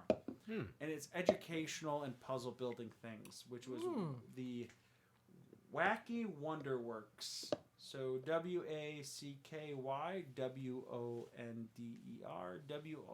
WACKYWONDERWORKS.com, and they had puzzles that you These could. bitches make hot cocoa. They make the shit out of hot cocoa. I like cocoa. Oh man, we're Yes. hitting crispy season 2, and I love making a cup of hot So cocoa. like when you pulled these together, You can get the easy stuff that I got from my daughter, which is like you put gears together and they're wood, and you can like spin it, and then like it all moves.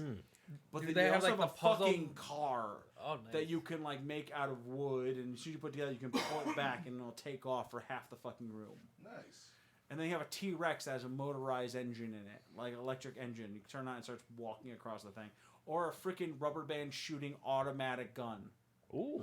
I seen those. Do they have there's a guy on mechanical YouTube that spider just like makes, Wild Wild like, West? I think M20s so, and shit. but it's all out I of wood. still seen those automatic rubber. Man, that's an old Will Smith movie that I But haven't that is seen in Which one? forever. What? Wild Wild West. Dude, fuck yeah, Wild Wild West. Wiki That's Wild. underrated. Wow. Steampunk on film, and one of the most racist movies ever. If you No, Django. Let's talk. If we're talking racist, Django. all right, unintentionally racist. Are we really doing this? Because I'm going to go fucking back to Blazing Saddles. Yeah. That was I can't intentional. call that. So. Well, No! Really? yeah. No, that was! That's why I'm agreeing. That's why I'm I like. apologize for derailing this episode. Way to go, asshole. No, Marsh. listen to the Look at this dialogue some days derail. between Will Smith. Speak of pause, 'cause I'm like, Where the white women at? yeah. Yeah, but I mean, just listen someday. Watch Wild Wild West and listen to the dialogue between Will Smith and Everybody. Shakespeare legend Kenneth Branagh Yeah. as they go back and forth on some of their dialogue between racial issues and handicapped issues. This is insulting true. each other back and forth. Now, that aside, still makes for a really cool steampunk movie, and one of the few really mainstream steampunk movies, which I The like. giant mechanical spider. Exactly. That was and kinda it's- my favorite hey, thing. steam powered. You got all the different contraptions that they've got, and that's what I love about steampunk. I wish I could have made it to this fest. Wish I could have made it to the con. I But honestly wish I went into it myself.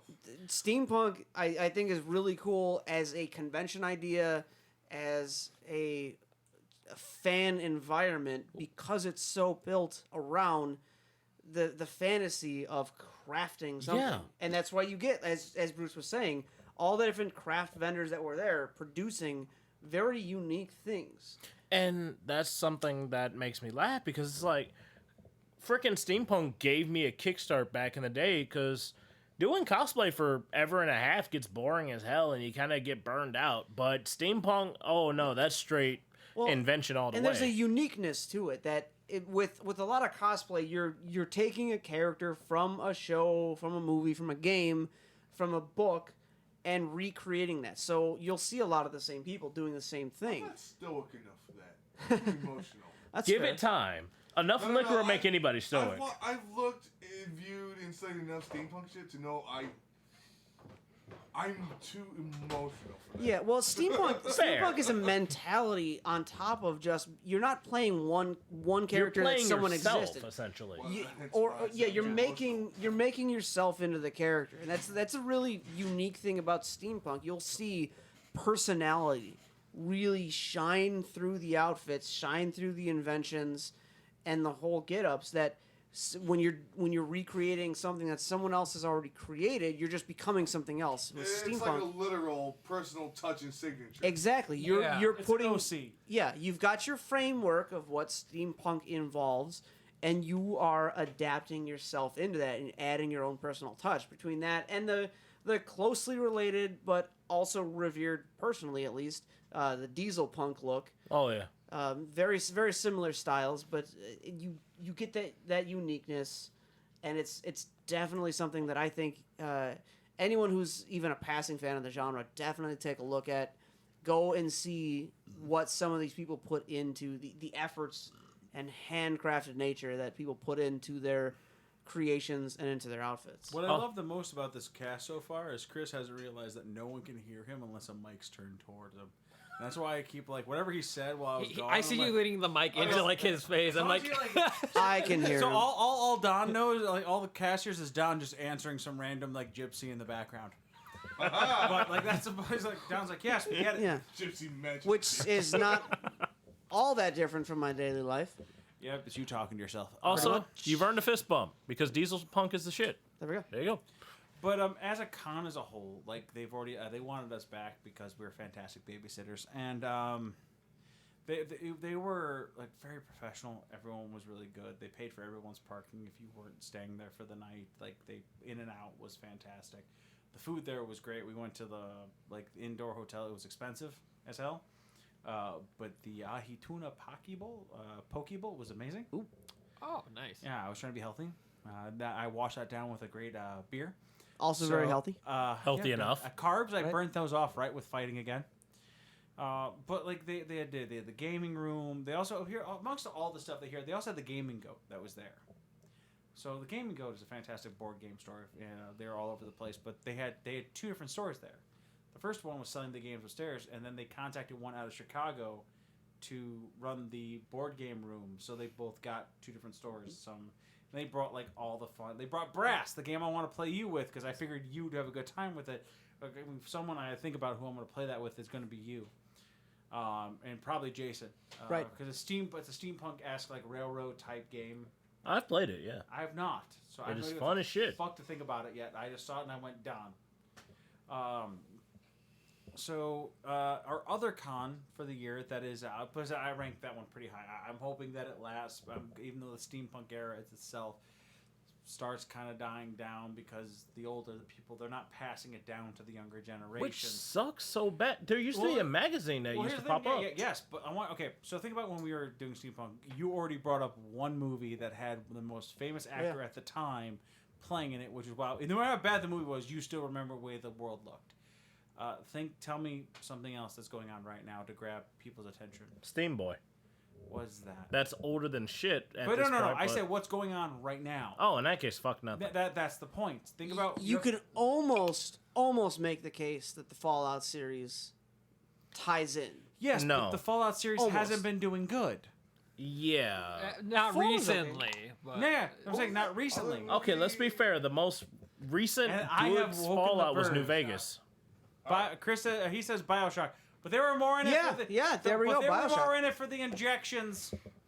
No, but BioShock is a good example. yeah, Bioshock was But great. BioShock was was good. how many years ago? 4 or 5. More. Enough. Yeah, That's- keep going. Those were on That's the the back. point. Yeah, Time. Infinite was Infinite was good, but easily not 8 good years enough. ago.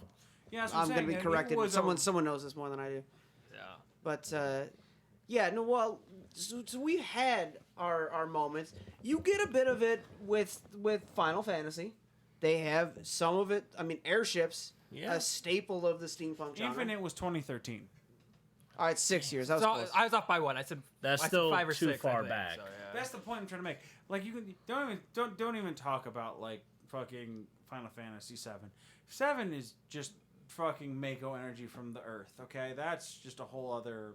That's another demon on its own. That's weird shaman shit. Don't Yeah, don't get that's like Thrall trying to do power. But the point what I was trying to make was Is it like the most recent thing? Westworld, I think. Is it? No, that's older than fuck, dude. Is that older Westworld- too? Westworld- well, okay. hang on a minute. Speaking of Thrall, World of Warcraft, Still the, older than the fuck. goblins and the gnome. Well, but still running new content. That is true. Goblins and the gnomes. yes, but nobody plays Gotham that. by Gaslight. Dude, if Gotham by Gaslight ever gets made, I will buy it and cosplay Batman myself. So Gotham by Gaslight has been made, and it's Bullshit. the 2018. animated movie was out like last year. Yep. Well, fuck, I got listen, Batman to cosplay. listen to my fucking podcast.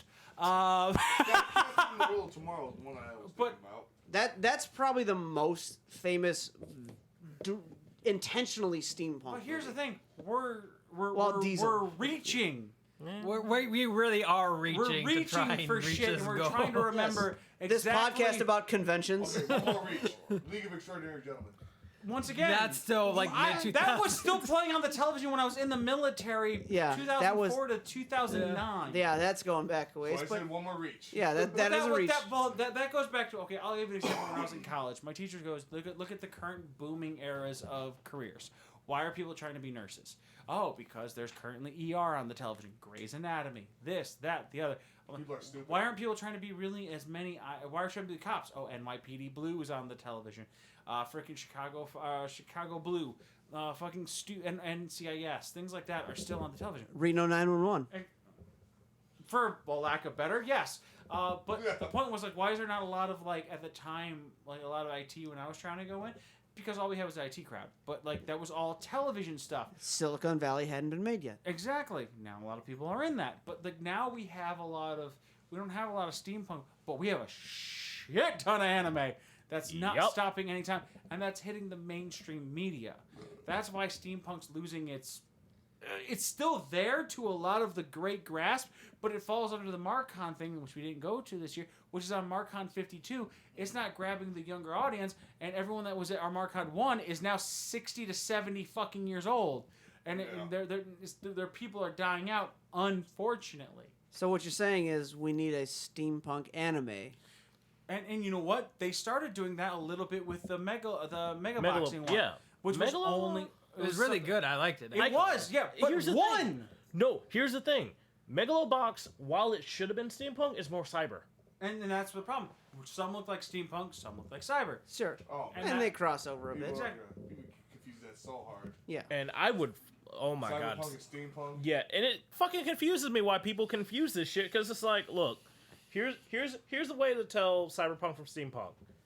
Does the main character look like Motoko in a skin-tight latex outfit? Step 1, you got cyber. Are they smoking a pipe? Steampunk. Done. Easily enough. Wait. Androgynous douche from the 2018s. Hold on. Yep. Alright, so I'm sorry. Master Stampede. Cyber.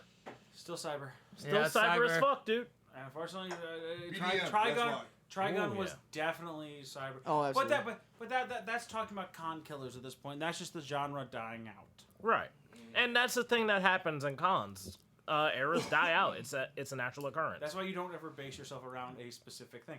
Unless Thankfully, we've got a new Borderlands coming that might reinvigorate it a little bit. it's out No. right now and it's not doing much. It's not doing well. Well, the game is just it's Borderlands. That's another cast. It's another. It's Borderlands 2 with upgraded graphics. So if you like Borderlands 2, you like Borderlands 3. Do they have Gage as a playable character? I don't know yet. Then I'm I haven't probably played not it going to yet. play. And of course not. All right. But so the point was that I was trying to make that before we got horribly derailed, because that's what happens on this podcast. Goddamn right. Is that Really? It happens in Yeah. ours too. I'm not gonna lie to you. and you know why? I blame myself. Because booze and conversation. That's Right. how conversations work. Yep. We have that steam-powered train that just died out.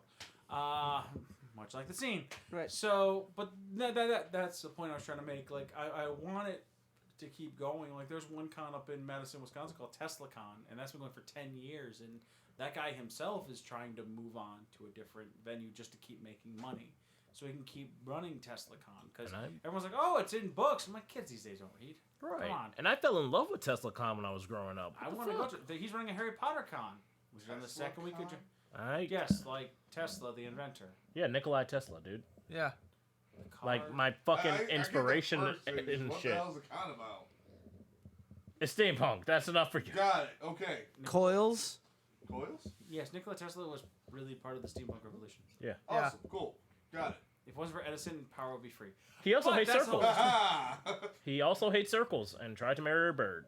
All these squares make a circle? No, Yeah, he was pretty really much. fucked up, but that's not the point. It's in the Yeah, box. there's a whole That's history. another cast. Yes, it is. So, Hey, we can have a whole All the Tesla tangents. podcast. We'll just get through them right now. It's another cast. Right. it's No, pretty you much call like- me back on History Cast, and that's some shit I'll do. Hopefully, someone listening is keeping track of how many No. other casts Erica's we've got been this talking about. covered. She's not doing much else. Excellent. She's on her They're phone just now. keeping like a tally. They're like 1, That's 2. Erica. That's Erica Forrest. But that's all the cons we have for this year. Holy shit. The next That was a lot of them. The next one would maybe be Anime Week in Atlanta. Oh, that's in my stomping grounds right there. Yeah, but Like- you're here now, and I'm sorry. Which I'm waiting for an email back for, because I really got to cancel those hotel rooms if we don't get it or not. Right. Yeah. But see if I might be going down there with that 33,000 people attendance that they have. Yeah. Crossing fingers. We're working on that, and that was a good one. Oh, we're down to one viewer. But that's the point. But as for this year for con quality, what about you guys here? Let me ask you guys that one right now. Like, how would you rate versus previous years? How do you feel about this year? I'll let you go first. It feels about the same as last year, but probably it has improved slightly, is what I would say. just based. Anime Expo this year had its issues when I went to Anime Expo because I flew out there for the whole week for that, and it was interesting, and they had improvements that I had seen from when I went in 2017, the last time I went, but they had like new problems, but they fixed them where they could. So like I did see the improvement, and like they still brought like the same solid A tier lineup like they usually do. ASEN seemed about the same as every year with slight improvements here and there depending on, your division. You'll be a great improvement? CFF. I knew that was coming. All right, I guess it's my turn. Yes. So, this is going to be a shocker because I usually try and hype up as many cons as possible. Personally, I think things have been flatlining. Yeah. Primarily because everybody is kind of hitting that status quo. In the grand scheme, I'm not going to say every con has hit status quo, but every con that I've been paying a shit ton of attention to thus far, they've been hitting this weird like plateau where it feels like that's the highest they can go, but they want to go higher or they might drop. I'm waiting patiently next year to see what happens. You don't count. Oh, well, Yeah. This is your first year, Don. Yeah, I You only don't hit count. the 1 I year was mark. like, this is why we've had a conversation in the past about things. Right. Well, what I was going to ask is, so after this year and years past, what's something that you feel like? Well, let me get to that one. That's the next question. Okay. But Well, Chris, that's what I was getting to. I was wanting to get to Chris first.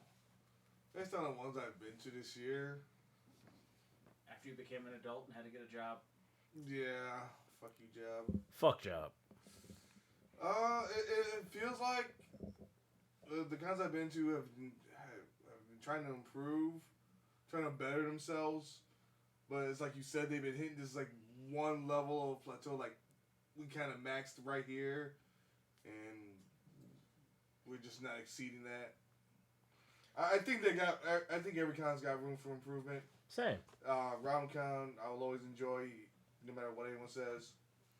OhioCon was fun. Gojo Teki, I always enjoy just hanging around. Other than that, it's like this year, I feel like there was a lot of ups and downs. For me, I don't think the cons changed much. I think I changed more.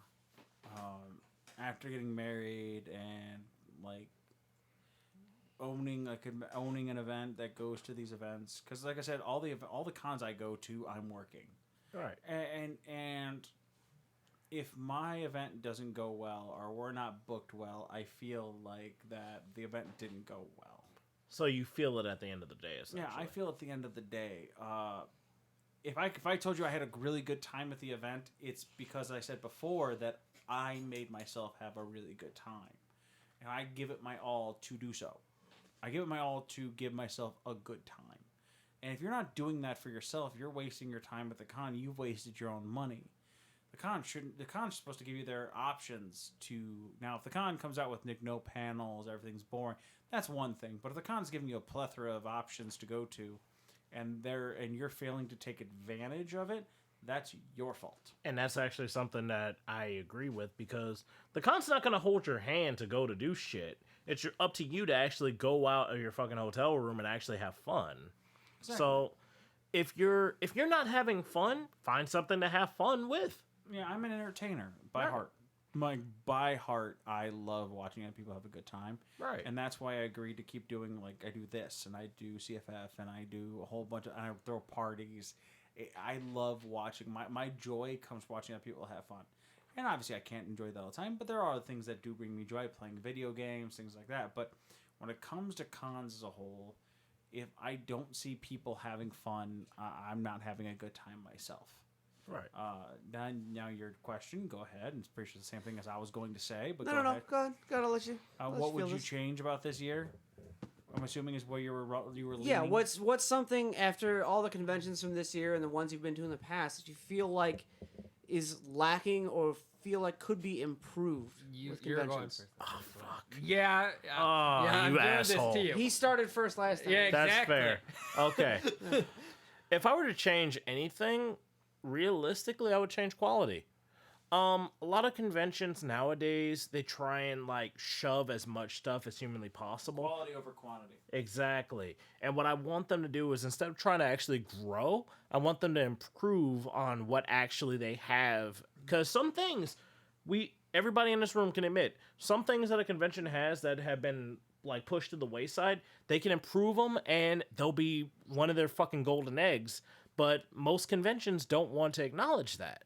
And that's something that I really want them to look into. Like, instead of trying to go, oh, we need the latest and greatest. We need these top hit bangers. We need these top hit shit. No, I want you guys to improve on what you have before you even attempt to go to level 2. An example would be RamenCon, and that kind of sucked for them, was that the Radisson closed down. The Radisson, before you joined in, was allowing them to do almost anything they wanted. Before they told them it was breaking down, they had us.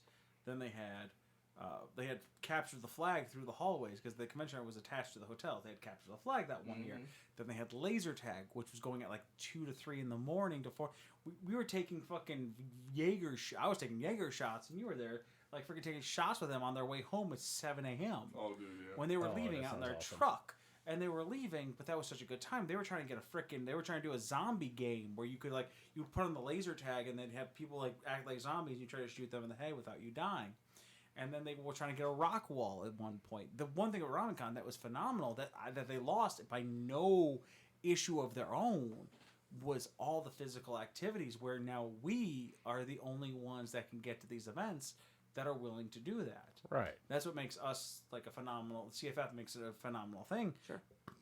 Was that, but like, and I feel bad because they can't do that anymore. And so I agree 110% that everyone's trying to be the next Anime Expo. They're trying to be the next ASIN.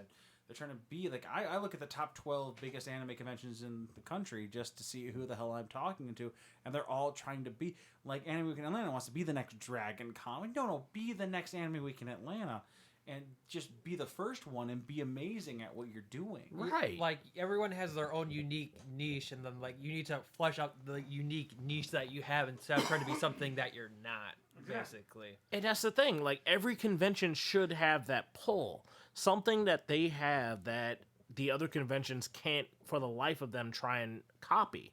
It's something that I really wish that all conventions registered, where it's like, oh, we have this one thing. We have, instead of cosplay competition, we have cosplay battle fucking royale or some shit. And that's kind of like what I hate about people nowadays. Like, they want to be the next ASIN. You know what ASIN is to me? It's a con centered around a vendor hall. Yeah, fair. And they're just trying to be the next C2E2 or the next Wizard World. And that to me is like, I've never seen a C2E2, a Wizard World, or an ASIN panel hall. Personally. I mean, I'm not saying they don't exist. That's stupid. I know they do. But I've never seen them. Because the vendor hall takes up the entire fucking venue. And that's all you want. You want people to buy your vendor booths. You want people to sell merch.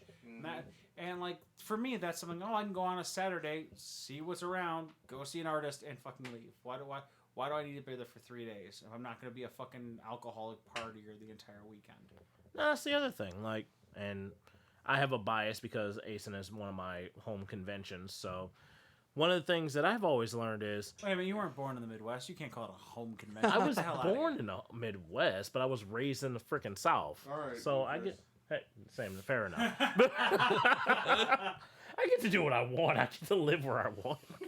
But, no, ASIN was my home con. It was literally where I got my start of starts.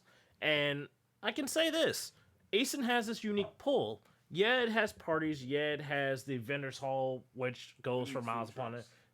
No, they have food trucks. Yeah, they've had food trucks. And it needs a lot of more food trucks. I'll be fair. That's true. One of the biggest pulls for me is the people.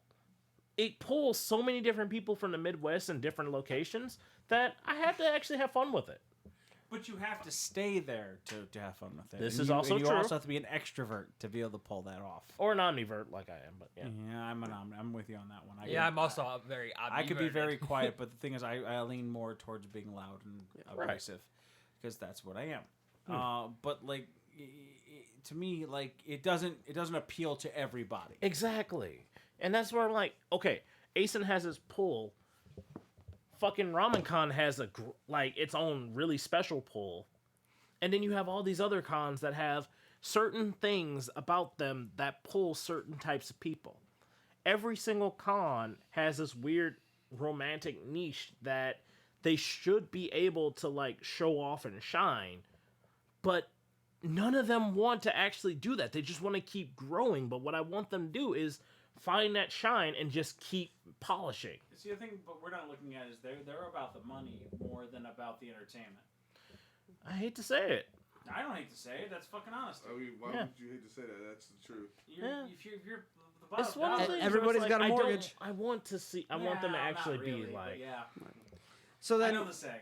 so then I want to bring it back up a little bit, and I've got one final question that I think can kind of put a cap on this. Since we're coming towards the end of the season, I never You will. don't know me very well. right? I know, but since we're coming towards the end of the season, we've hit about the end of our season.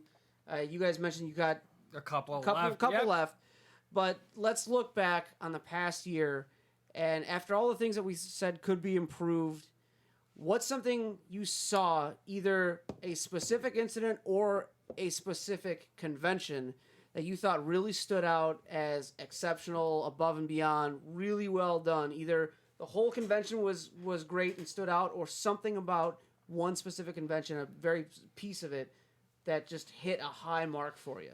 Well, I think we're probably both gonna go back to Anime Magic because we were both really impressed for a first year convention because they really tried to void all the airs. They all tried to bring a unique draw of very many types to the convention, and they brought unique things out. What I'm hoping that what they do next year is they continue to improve in that uniqueness and expand it further in what they already have. Like a learn from others' mistakes type of thing. Yes. Like they saw Everyone- coming into their first year that here's things that have gone wrong before. How do we get away from them? Well, let's be on top of those. Right. What were you saying? For me, with that question, I'm gonna have to say Buckeye Con. Which is Well, we one read we that, didn't Ohio really hit Con. on. We didn't talk about that because that wasn't open to the public convention. Sure, but well, bring it up. Go ahead. But I thought it was pretty fun, being at an actual, NCAA-based type college, if you will. You mind if I? Yeah, go ahead. So Buckeye Con is Ohio State University had invited us out to run our event at what would be a enrollee event that they held a anime comic a venue, and they invited us out that I wasn't talking about because it's not open to the public unless you go to the event. Yeah, it was a student. It was a convention. student only thing. Went for like a couple of hours, and they had us there for like 5 hours. Great time. I didn't get. It was on my daughter's birthday. I don't get to go to certain things that are in March because my wife, my daughters, my goddaughters, too many people's birthdays are in March. It's an expensive month. I feel that. But I know one thing that everyone had fun with at that event was the fact that we had the Buckeyes mascot Yes. come and fight on our fields. That was the highlight of the night. But I kind of want to see that. Yeah. Yeah, go ahead, Chris. That was the highlight too when he was saying with the mascot being there, because he just walks in. Pure mascot can't talk, so he just comes in waving his arms. Like, okay, I got you. Here's what you do: you take the sword, you hit the people. You get hit in the torso, you die. He just salutes. He goes out there and fights. Surprisingly, he's actually winning. Yeah. So the giant mascot is just murdering people. But he did There you die, and he got really sad. And then someone finally told him, "No, you can respawn." And he jumped back up, all excited like. And That was me as well. Yeah. All right. All you gotta Yeah. do is count to 3, respawning your life. Waving his arms, going back. I think that was a really great highlight. It brought in a lot of more of the students to join in, and it was just really great. What's it called? Philly cheesesteaks, top off the night. Well, yeah. I mean, of course, the Philly cheese at Ohio Con. We had a little bit of a shared experience here with Magic, but anything different? Honestly, I would have to agree with Magic. My reasons are a little weird because This bastard actually enjoyed the fan fiction panel and I almost bled my eyes out. Fuck you. Fuck you and that bullshit. It was hilarious. That's why I Fuck enjoyed you. it. Fuck you and everything you stand for. So tell us about your bad experience. I haven't. Okay. My first fandom was the Sonic fandom. The fan fiction panel I was. caught part of that. Yeah, the bad Sonic fan fiction shit hurt my soul because I God, know. you said Sonic fan fiction. All right, we're Yep. done there. Yeah, it got bad because I'm like, I grew up with bad Sonic fan fiction all my life. That's some shit that's Well, dark.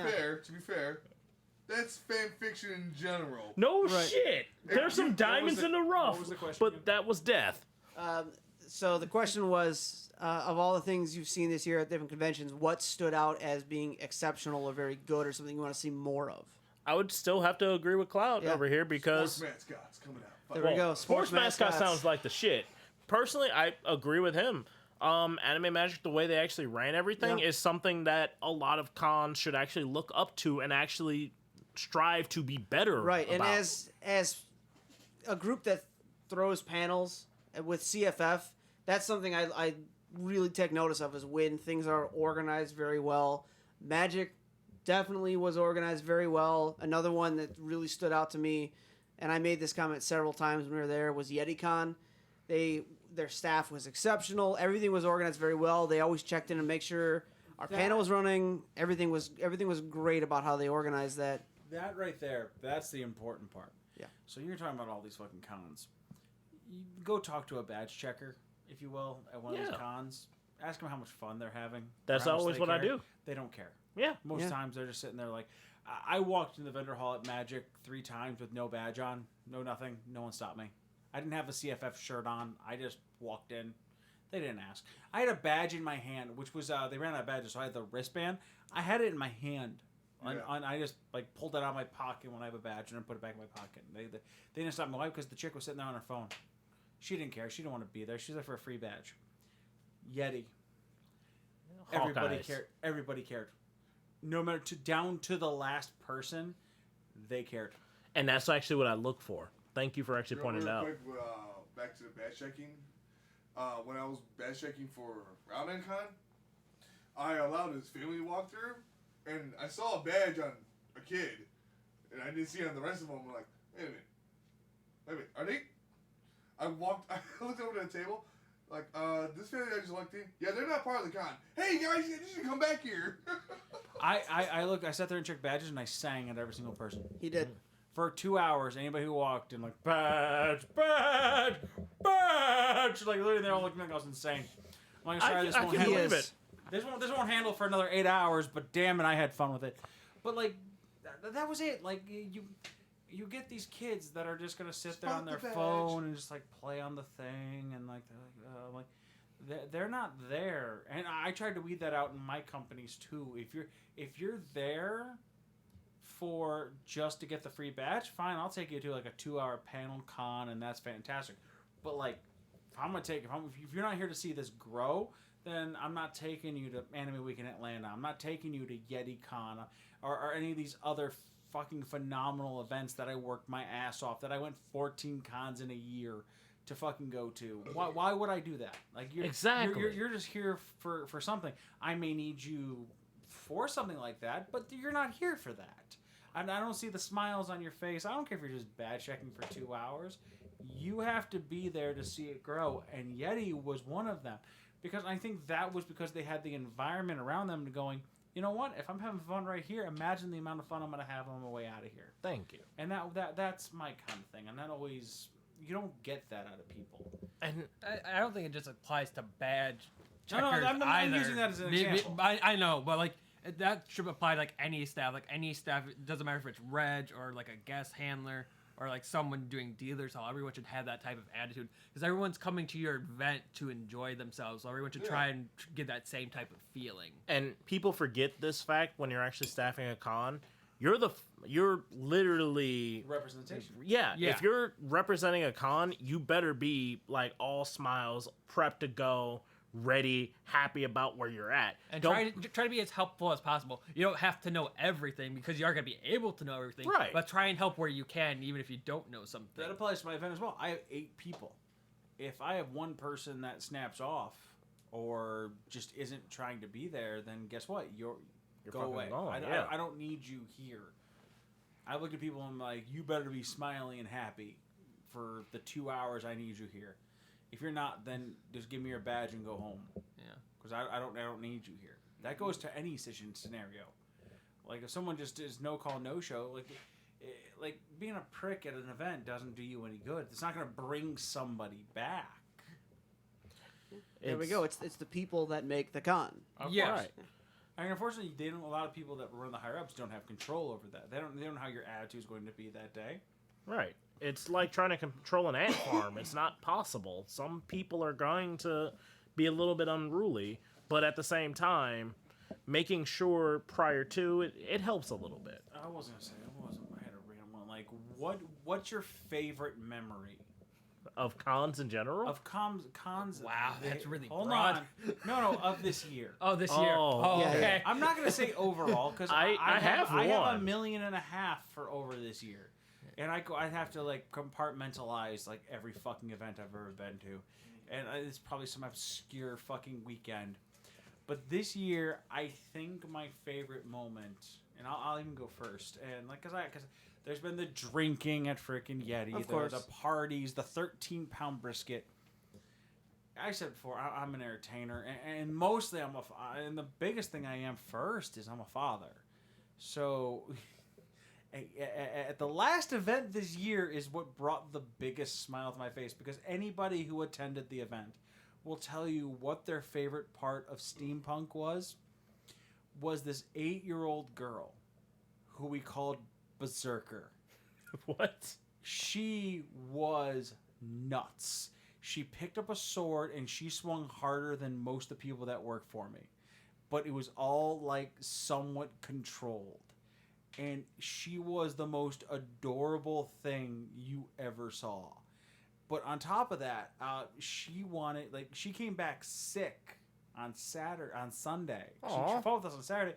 She came back she was like, I'll be back there Sunday. She came in, she was sick. She took cold medicine just to get down there. She wanted to buy a weapon from us. And I'm like, okay, the mom will buy her the weapon. Cool. And the mom looks at the little kid and goes, remember, you got to sell your books. And I'm like, sell book? What are you talking about? And she shows me these little books. They're pretty much just blank white pieces of paper held together with string, and the outside is construction paper with pretty much food dye coloring and shaving cream to add texture and color and different art designs. And she did so many different. She had like a whole pile of them, like $10 a pop.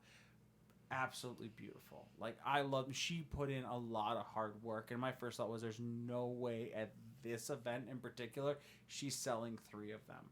And her passion for this outweighs any of the guys that were fighting for hours, because she just wanted to keep coming down, but the mom had to, come down and get her to other things. So I said, look, the mom, like, even if she doesn't just raise the $30 fucking dollars, you bring her ass back down here. She came back down here. I took one of our loaner weapons and I went, do you have one of those books with you? I found one. It was rainbow colored. My daughter's currently drawing in it now. She showed me a picture she drew and I'm like, give me that book. And I went, I will give you a real one later. Go learn to use this right and keep kicking ass. And I handed her one of our red weapons. She literally threw it up in the air, held it in her hands like fucking He-Man. I was like, yes! And ran out there and tried to beat the ever-living shit out of one of her friends that was on the field. And it was that absolute joy out of like of a person's face that you don't get to see very often in this world.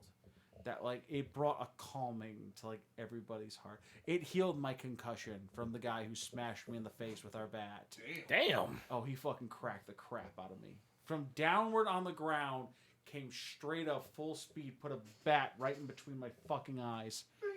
I got him though. I killed him. Fair enough. Amgard bastard. No, nice guy though. Nice guy. He apologized for it, and he was like, "I'm so sorry. I'm like, did I kill you?" He goes, "All right, then we're even." But it was that moment of just like an adult, like wealth, like joy, like just taking that in that cons are supposed to bring the not judgmental events that people that have around the cosplay community, where they look at you and your cosplay is not this or it's not that. It's being able to smile and be happy. That kind of moment where that person wasn't thinking about anything else, that brought me my biggest smile out of the entire year. Anybody else? Shit. Chris, do you have something, or you want to go down Go the down the line? line? Not from this year. not? All right. Well, so what was your happiest moment from this year? I don't have one. So it was all Philly blah cheesesteaks? all It's way all through. That was enjoyable, but I wouldn't have. I can't say I have one true happy moment from this year. Okay. Philly cheesesteaks. Sure. I was trying to avoid the fat moment, so No. That was sharing the love of food with someone Yeah, like me. All I right. think I put on 10 pounds in cheesesteaks. Basically, from what I've understood from like this last 2 hours, is that we're getting Philly cheesesteaks when we're done. God, I fucking Oh, wish. man. All right. So Let's go. I actually have two. Go ahead. Two that have tied in my heart because one, if you haven't noticed the shirt, I am a diehard Kenichi Sonata fan. So I have no idea who that is, but keep going. all right. So have you ever heard of an anime called Bubblegum Crisis? yes. Nope. Kenichi Sonata. Okay. Okay. When I was growing up, one of my favorite shows, it was literally one episode for this specific thing. It's called Riding Bean, and it's based in Chicago. It's so passionate about Chicago that you can make a map dedicated to where Bean Bandit actually goes, and you can make a 80s to 90s map of Chicago straight from the anime itself. I can do the same thing with The Dark Knight, but keep going. So one of the things that really caught my eye last year was he came and he was like, yeah, no, we're going to make a fucking reboot. And I was so hyped about this when I found out about it. I'm like, okay, yeah, I'm going to be helping out Asen, but I am bent on going to see this guy. And the year prior, I dressed up as Bean Bandit. Nobody recognized me except for the fucking creator himself and the guy that's doing the music for the new show. Settle down, Cutting Fury. You shut your whore mouth. Shut your whore mouth. Anyway, so when I finally got the chance to go to the showing of the trailer, he flat out said, "Oh, we don't have the trailer, but we have like the dry cuts and everything." And after the show, after everything was said and done, I leave. But the music director recognized me. He's like, "Oh, you're the guy from last year." And that's one of the things where it's like, nobody recognized my character. Everybody thought I was fucking Kung Fury for like the last 3 years, except these two motherfuckers. He remembered me primarily because of a question I asked him specifically. And the creator of the show, who was practically my Lord and Savior and one of my inspirations to do anything, recognized me. And he's like, "Oh, I remember you." And that's, so, yeah, no, Senpai noticed. Fuck, Senpai noticed squared. But that was one of the most inspirational things for me. But what ties the story together is there was another person at the first show. And she was like bent on cosplaying another character from the show named Riley Vincent. And the next year, pretty much this year, she came up to me, dressed as Riley Vincent. It's like, I finally got to do it. I finally watched everything. I finally saw the manga.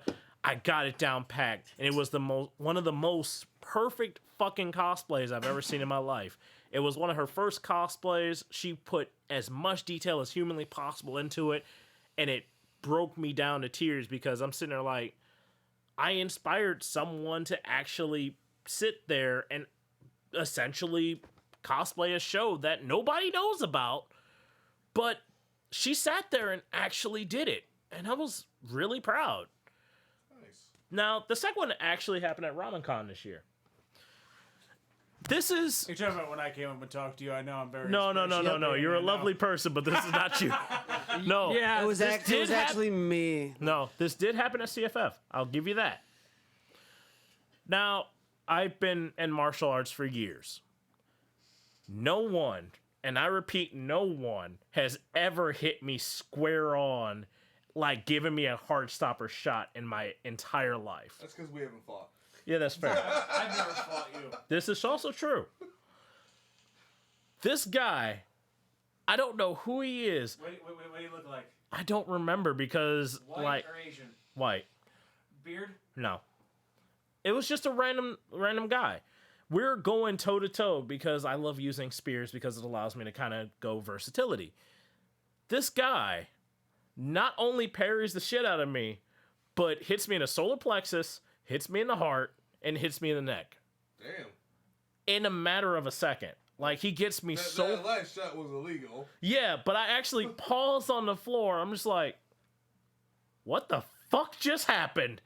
And afterwards, I'm just like, he runs up to me. It's like, are you okay? Are you okay? We're on opposing sides. I'm expecting him to jump for joy because he just took down me. He's, like, shorter than me. He's, like, clearly... I'm doing a recap of everybody in the room. I have a feeling I know who it is. And he just shut me down because I'm just sitting there like, I've been bloody sparring and fighting for bloody years. And this guy just comes up and just shuts me down with a perfect 3-point strike. I couldn't do anything, and I'm just like, just bring it in. I think he's one of the people I fought at the end. Yeah. I hope so, because he was the shit. I beat him, so that's the problem. Like, I got him back, but it was like one of those moments where you're like, hot damn, that was humbling. I was like, oh, I actually have to try now. Yeah. Right, like, oh shit, I have to actually go full out on somebody. I haven't done this in a while. Let me do this. Caleb, what about you? What's your most memorable, happiest moment? Well, Jax and I spent time working on swords this year, so I learned how to make a prop out of wood. Because we made 2 swords for Saber from Fate, and then I took it to Anime Expo actually with me. I somehow got the sword through TSA, but that's a whole different story. But apparently you're able to sneak in your luggage, and I got 2 of them back from Anime Expo just fine.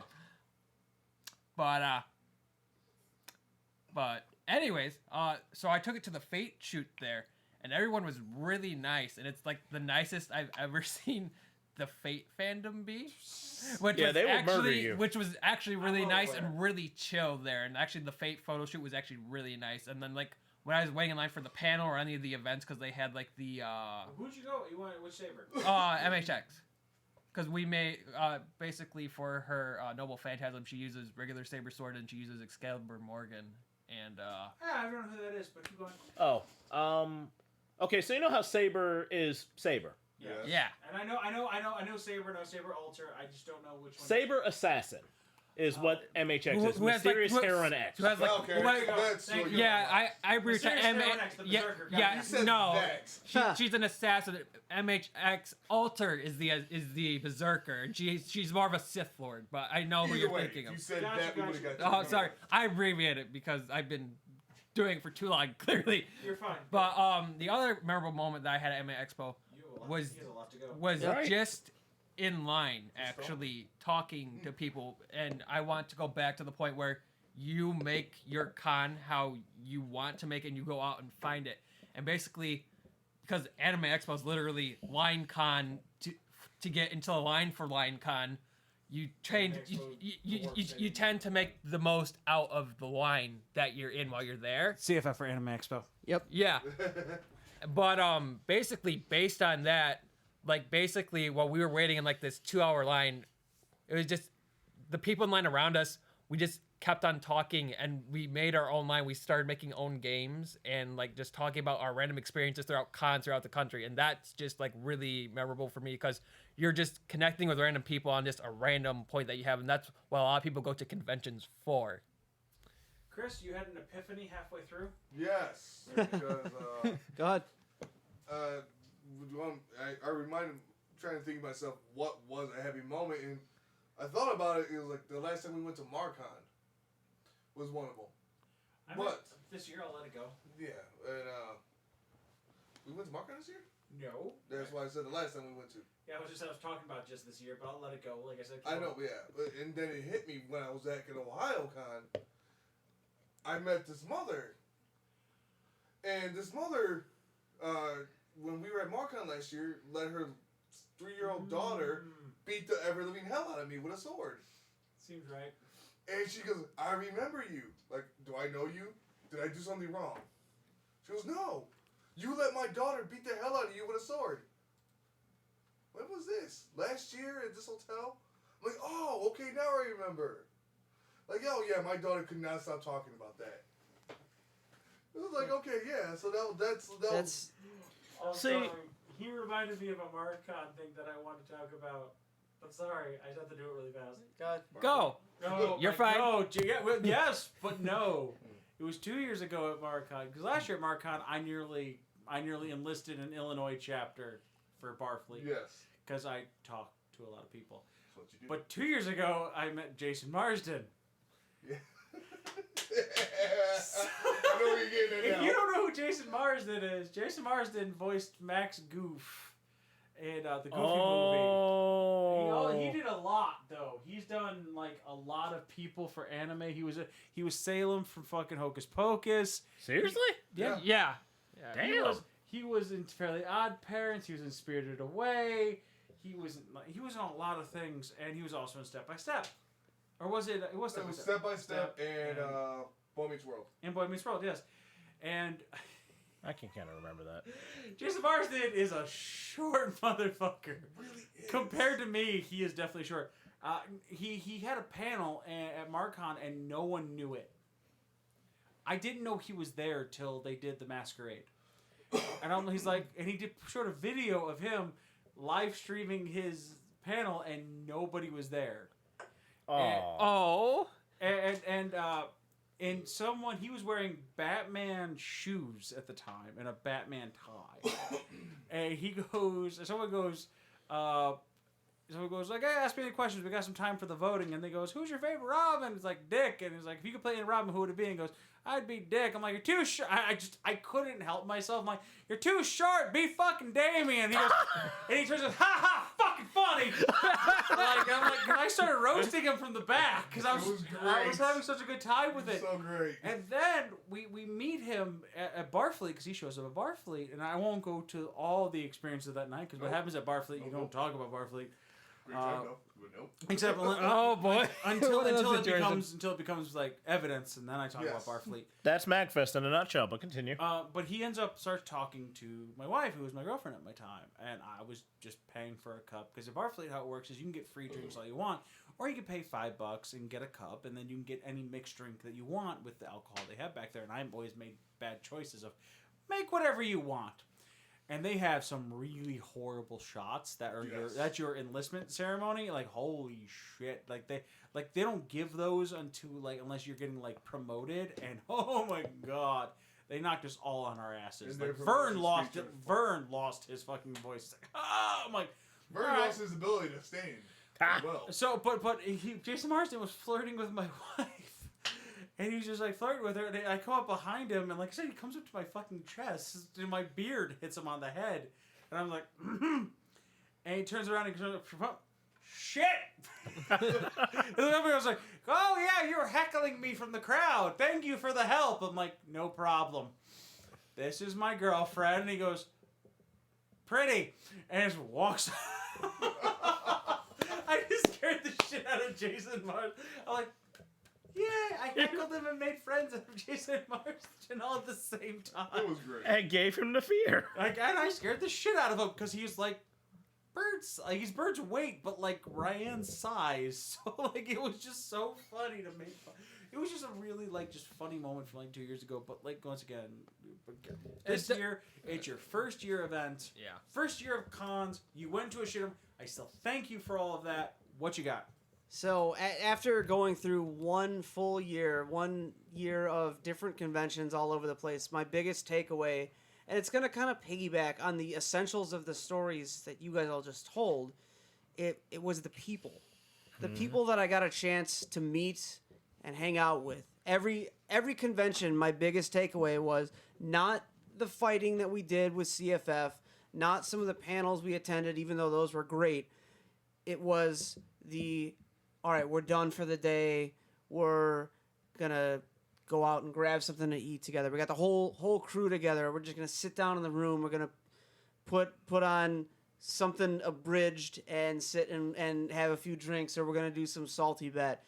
Or the drive out to YetiCon, or getting there seeing it for the first time in daylight, walking around the village at night after regrouping from the end of our panel, the mornings getting up with the crew and heading to the gym and taking that official CFF weekend gym selfie in the mirror. The hyped up on pre-workout. Yeah, the hanging out at the cabin. Bring it with me. Yeah, grilling food and having some drinks out by the lake. Which one? Well, at By the lake. yeah, that was Midori. at Midori. Okay, what do you mean by which? No, I meant which event? Which one was it? That one was Midori. But I just overall the social experience of meeting so many new people and getting a chance to hang out with even it felt like someone different each time, getting to know someone a little better each time, and being with a crew. That's what I'll always remember from this past year, and what I'm gonna always look forward to with every convention going forward is having that opportunity to sit down and hang out and be a part of that community of our crew and that social experience. Okay, so there wasn't one event. Okay, it was all of it. Right. It was the whole thing, but I mean, it's really hard to beat that view from Yeti. Honestly, if I'm not gonna say The way you're describing it Midori-Con does was sound amazing. I'm Midori not gonna Con lie was to you. very close. Yes, The it fucking was. watching the moon over the the moon, dam. the moon over the lake was outstanding. That but was pretty good. those are my takeaways, and that's what I'm looking forward to for the next year. Then I'll finish this off with one question for everybody. Final one. 2020, right around the corner. Out of all the cons that'll happen, you know what they are. Which con is your dream con to go to? One that you're not already slated to head to. One that if you had infinite resources to go to, what would it be? And it could be ridiculousness. Like, I know there's like overseas cons that I can't think of that are sitting in Japan. There's one in Dusseldorf, Germany that I would love to go to. But The cruise ship one I sent you. I've already approached them for that Across the one. con wants to do like that cruise ship. No, this version. one's an Yeah. actual on a cruise ship. Oh, it's a different Yeah. one. It's a different one. Okay. Just give me a mecha con. I have two Yep. that I would put on my list. Pick one. Well, I mean, the thing is, like, because we're on this, would be TwitchCon, and that one's the more realistic side, one that I might be able to do. Should have had that one for a second, then I lost it for a minute. I'm like, which one was it? Oh, this one was one that that just got announced, and I would fucking die to do, and it would make my life, which would be the one that's coming out first year con, Athleticon, by Dwayne "The Rock" Johnson. I would fucking rock the shit out of that. I would. Someone sent me a fucking picture or sent me a link on it, and my first thought was, I want to fight in CFF Dwayne "The Rock" Johnson. Yes. For no other reason. Like, if there were only one person, I don't care about any of CFF, it would be me. I want to just. Like, here's the thing with me. When I hear music, I put an entire fight scene in my head for no reason. I'll zone out on a fucking 8-hour drive just listening to music. And I put 20 fight scenes against Dwayne "The Rock" Johnson. I don't win, like, any of them. But they're cooler in my head than they'll ever be in real life. But as much as that would be fun, I've even tweeted to him that being in a weight room with that man has to be... His personality would be infectious. And I respect him. I follow him just for his workout videos. Like, that's my inspiration. You have to see my garage before you leave. Yep. But, like, that is my life. It would be to just make or break my career. Because that would be all over Facebook and Instagram. Just to be able to have a chance to fight one of my childhood heroes. Oh, hell yeah. Would be my life. And like I said, this is a very low-known thing. But, like, there's no way in hell we would ever be invited, but you can bet your fucking ass I'm going to try, because we are an athletic event. We would get slaughtered by everybody in there just because they're in better shape than us. But I would fucking try to fight Dwayne "The Rock" Johnson one time. Yep. You guys can share this on his Twitter, his Instagram. Please do. I want Dude, to. tag. Hold on. I want to fight Dwayne "The Rock" Johnson at Athleticon in CFF in the middle of the room. I challenge him to a 1v1 duel. Best 2 out of 3 versus Dwayne "The Rock" Johnson. 2 out of 3 or Yo, hold up. I will tag team with you if Vin Diesel's there. They just became friends again. Let's not. I will tag team with you. Not push buttons. If they lose, they're gonna blame the other one. So let's calm down. I call dibs as a tag partner. Can I come in for the audience? I've known him longer. But we can do the commentary. But anyways, But make this post. I don't care if anybody's watching, listening later. Put this on his Instagram. Put this on his Facebook. CFF challenges Dwayne the Rock Johnson at AthleticCon. So what Bruce is saying is clip this on Twitch, send this to Dwayne Johnson 10 billion times, please and thank you. To summit shortly. We are an athletic event. Not now, but right now. And we are conventionforfighting.com. Pull up our videos. We're awesome. Chris, if there's any event out there, anywhere, if you don't know, I'll let you time to think. I can move it over to Jax. I think he's got an idea. I have 3. No, yeah, go ahead. Pick one. Go ahead. Go. Shift. Go. All right. So the first one, and this is me from when I was a kid, Anime Expo. Anime Expo and World Cosplay Summit have always been on this pedestal in my head because just as a cosplayer, it's one of those things where it's like, I kind of want to go to the fucking Elite Four, god damn it. I want to actually compete against like the top dogs. I'm with you, but I only want to go if I can take it with me. Damn Skippy. Now, World Cosplay Summit has been one of those big fuckers in my head because I always follow them every year and I want to actually join that shit. But holy shit are their rules the devil. Like, that is some, like, razor's edge fucking rules. I still want to do it, but at the same time, that shit scares the hell out of me.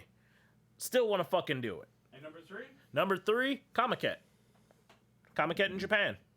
It's one of those big conventions that you only hear about in fucking legends. You never really see that much production from them, but you always know that's the big con. That is the big fucking con in Japan. You're going to message me that name because CFF's going to apply. I applied. I'm going to say right now, half the events I've gotten because I sat at work really bored and I started emailing people.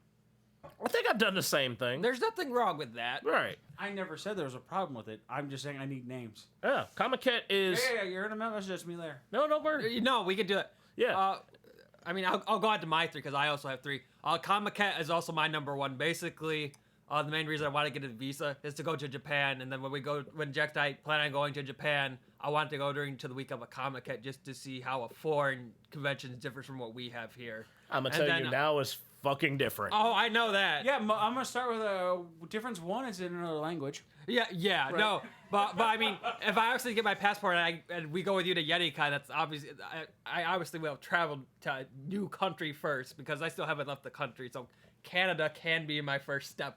As someone that has traveled out of the country too many times, Canada is a good first step. Try me.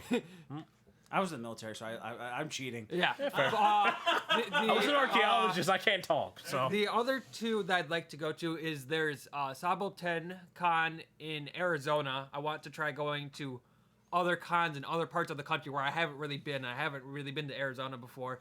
And the other one I want to try and go to is Anime Boston. It's another one that's also kind of far away, but I know that I want to try going to ones I haven't been to before. There's a lot of good things we have to about Anime apply Boston. to Anime Boston. Yeah, I need to reapply. I did do it one time. I sent them an email. I didn't get anything back. I need to send them again. But basically, I haven't been to these cons, but I've heard good things about them, so I want to try them and see what they're like.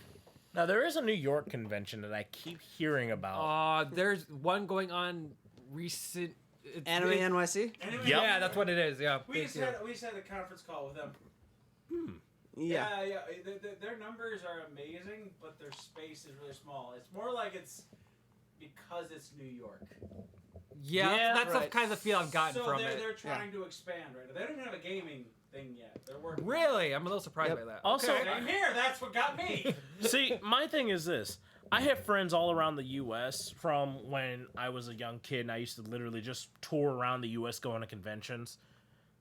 I want to go for the Conventional Podcast specifically so I can go, oh, let's go to this con. Why? Maybe because I have friends there, you bastards. I want to see these bastards again. Yep. All right, Don. Well, I'm going to have to go with that one I sent you the other day, and not sure about the pronunciation, if it's Gakukan, G-A-C-U. Gakukan. Holy shit. Gakukan on a cruise ship. I mean, want to go so bad. How much fun would that be? That sounds really fun to me. To have an excuse for CFF to be on a cruise ship. I've been on a cruise ship once, and I had an absolute blast. Whatever you're saying, you're telling me when we get off air. And Oh, yeah. I think that one would be an absolute riot. If we go just the turf side instead of the surf side, I think Dragon would be an awesome one to be at. Emails are already flying. Yep. Dragon. I get bored at work, and I don't hate my job. I hate working in general. So like my life. So most people. Yeah, but my life, I've made my job and my career easy enough where I can still do my job while still doing things that I love. So I spend my day like emailing like cons all day. I mean, I multitask while I'm at work too. I'm doing things other than work. I'm back in school, so that's all I do. I'm all in IT, so Right. Then you're pretty much doing what I'm trying to do. I found cool remote desktop tools, so I'm on my computer the whole time. Chris, did you find one? Honestly, just Dragon Cons. Well, I don't think. That's a good With solid the name choice. alone, I know a few people that go there a lot, almost every year apparently, and I just hear really great things, and it's just ever expansive. Yeah. Yeah, I'm emailing them. They have a LARP there currently, but way we differ from LARPs and my other company, I was not Comic Clowns, but CFF, is that we're built for the everyman. So that's, I think, something that we get to have fun with. Someone who would never consider fighting before or doesn't want to come, how about these? Just pick a weapon, hit your friend. Yep. That's pretty much where we roll. And I think if you had one major takeaway from this podcast, what would it be? Because mine right now is hire the right people, and that's kind of what I want to close out on. Is what your major takeaway is? It's find the right people. I know people are hurting for volunteers and things like that, but you got to find the right people. If you don't find the right people, you're wasting your time. Don? Yeah, I'll echo that statement. The things that made the conventions I went to this past year so great are the people there. Not just the people attending and the people we were working with, but the people running the convention. If things are running smoothly on their end, then people are having a good time, questions get answered, problems get solved, and it's a better experience for everyone involved. I would say try and get out of your comfort zone a bit more because it helps you make your convention your own better. And basically, when you're going to a convention, you're making your own entertainment and you're going to, your own place and it's being tailored to you. So you need to get out of your comfort zone a little bit more and meet new people that way because that's what you're kind of there to do. Yeah, that means including you right now, right? Like getting out of the country. Yeah. I mean, you're not wrong. Takes 3 months to get a passport, $100. Yeah. How the hell do you think I got out of the country so many times? Besides the other They were hoping ways. to keep you away? That too. So many reasons. I haven't had a need to leave the country yet. So. Yes, but that's the fun thing about a thing that Freight lasts cargoes? 10 years. Yeah. You never know when you need it. Exactly. True. All right. No excuses not to get one. Oh, sorry. Oh. I'm working with you, man. I'm working with Jack. I'm working with Jax on this one. I'm down to leave the country. I just need to find the free time to get the passport paperwork done. Fair enough. Online. Yeah. All right. My takeaway. People make the convention. Not the convention makes people. People make the convention.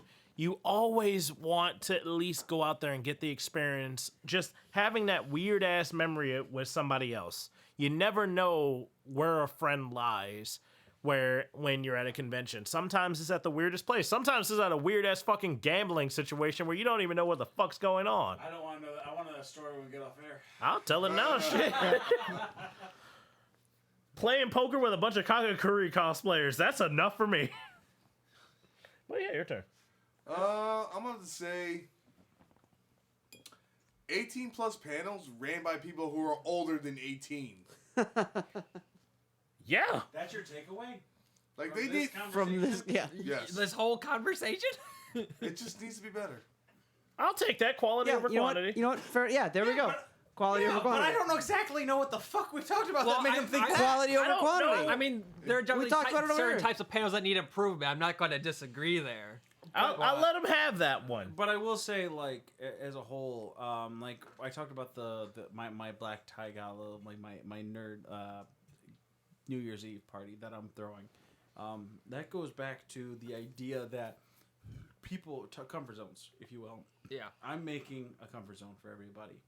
I want people to be able to walk into a place, and cons are the safest place you can do that. If you walk into a con, or example, this house, and go, who here likes Dungeons and Dragons, Dragon Ball Z, Fairy Tale, or something of that nature? You're going to get hands that hit the fucking sky. And you're worried how you're going to start a conversation. Walk up and say Goku's overrated. And you just got to debate, like, literally for like an hour. You can stop right there. Don't talk. That was the point. I said we could. We're trying to end this show sometime this year. I said we could have a conversation. Let him have his noble phantasm. I said we could have my noble phantasm is my Ionian Hitori. Don't want to talk about that. That's why you fuckers are still around me. And you're stuck with me after death. Don't die before me. But that's the point I'm trying to make. It's step out of the comfort zone. Find the right people. Find quality people. I can have a million friends, but it's the ones that keep around you that really matter. And that's what you're aiming for. And that's what I try to do. And that's what everyone should try to do. Just because they like something of you, just because they like something that gives you something to talk about, but doesn't mean they're actually good people to have around you.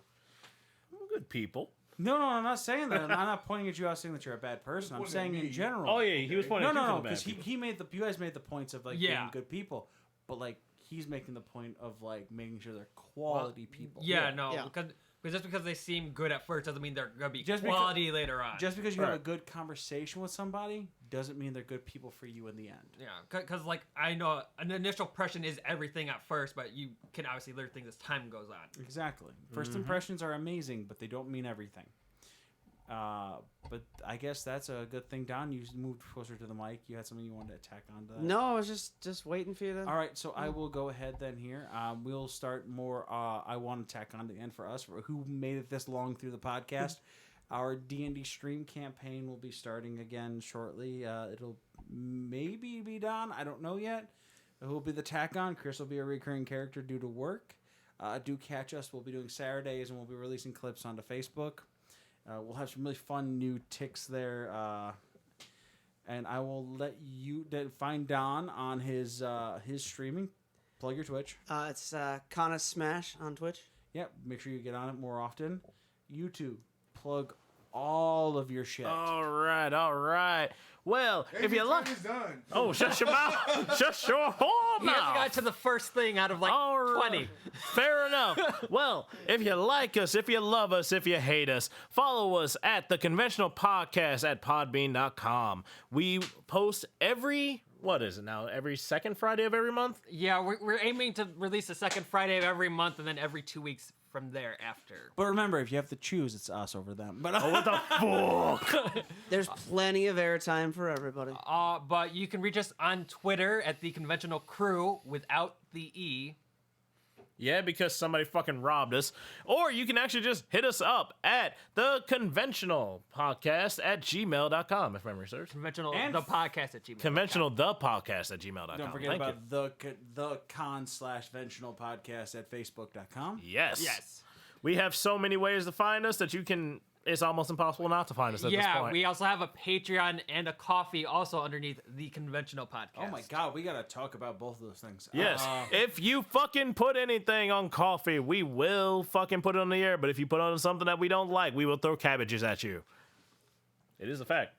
Okay. We have a lot of cabbages. Don't question it. I grow cabbages. Don't question me. Oh my cabbages. God, you are the cabbage guy from Avatar: The Last Airbender. My first car that I ever built was a fucking Ranger. I'll take it. Is that everything you guys wanted to put on there? That's all I got. We do have an Instagram. We don't talk about the Instagram until I can fix the Instagram. Fuck the Instagram. And then the last thing we should probably announce is that we have a photo shoot meetup on October 19th at the Kanjiji Gardens. If there are any cosplayers who are interested and want to come. We'll also be, as Comic Council, we'll be giving this podcast to them to release whenever the hell they choose to release Probably it. next week. If they want to. For us also, we will be doing, there was that. We had like 5 other titles. We need show notes. There was a show note. Like I had it, like, and then they started talking about random shit, and I lost it. Joke's on you. That's all we do. We can put it in the description. Yeah, I gotta put it all in the description because we got that. Oh, next week I want to do a release next week for the beginning of the horrible movie tournament. Ooh, yes. That's going to be a good one. The reigning champion will be left out, which is Dragon Ball Evolution. That was the reigning champion. And Wait, you think that's the worst movie? Ever for comic book animated for the time that we had made this, which was 3-4 years ago. Ah, okay. So now we have new movies.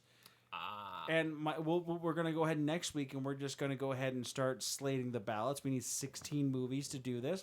So we will sit here with everybody on the cast that wants to be But they here. have to be nerd related, is like your... Video game, anime, okay. or comic book related. So King of Fighters will be involved. Oh, damn. Tag, yeah. For those who haven't DOA. seen it yet, Oh, why? DOA will Oh, be involved. Street Fighter with the most American Wait, which Street played by Fighter? Legend of Chun-Li and Street Fighter 2 will be involved. Okay. Hold on. So Dragon Ball Evolution won last time. Correct. What about the Korean Dragon Ball movie? See, that's the thing. We haven't watched that one yet. Fair enough. But that's the point. The point of the next one is to have people come on, drink with us to this point, and we will tack on till we come thing. And then my mother will pick numbers out of a hat because that's how it worked last time, and that's how we will slate the brackets. And that is a fantastic time done by all. And then we'll put the brackets online, and the winner will be chosen either by a random person who has never watched the movies or Twitch chat, depending how many people we get. It is a fantastic, it's amazing, and it's such a good argument because you have to be drunk to listen to it. And I guess that'll be closing it for the night. This is Bruce War Chief Hoover. Christy, guys. Jack Sentinel, baby. Cloud I see, master. Don Connis Macaluso. Good night.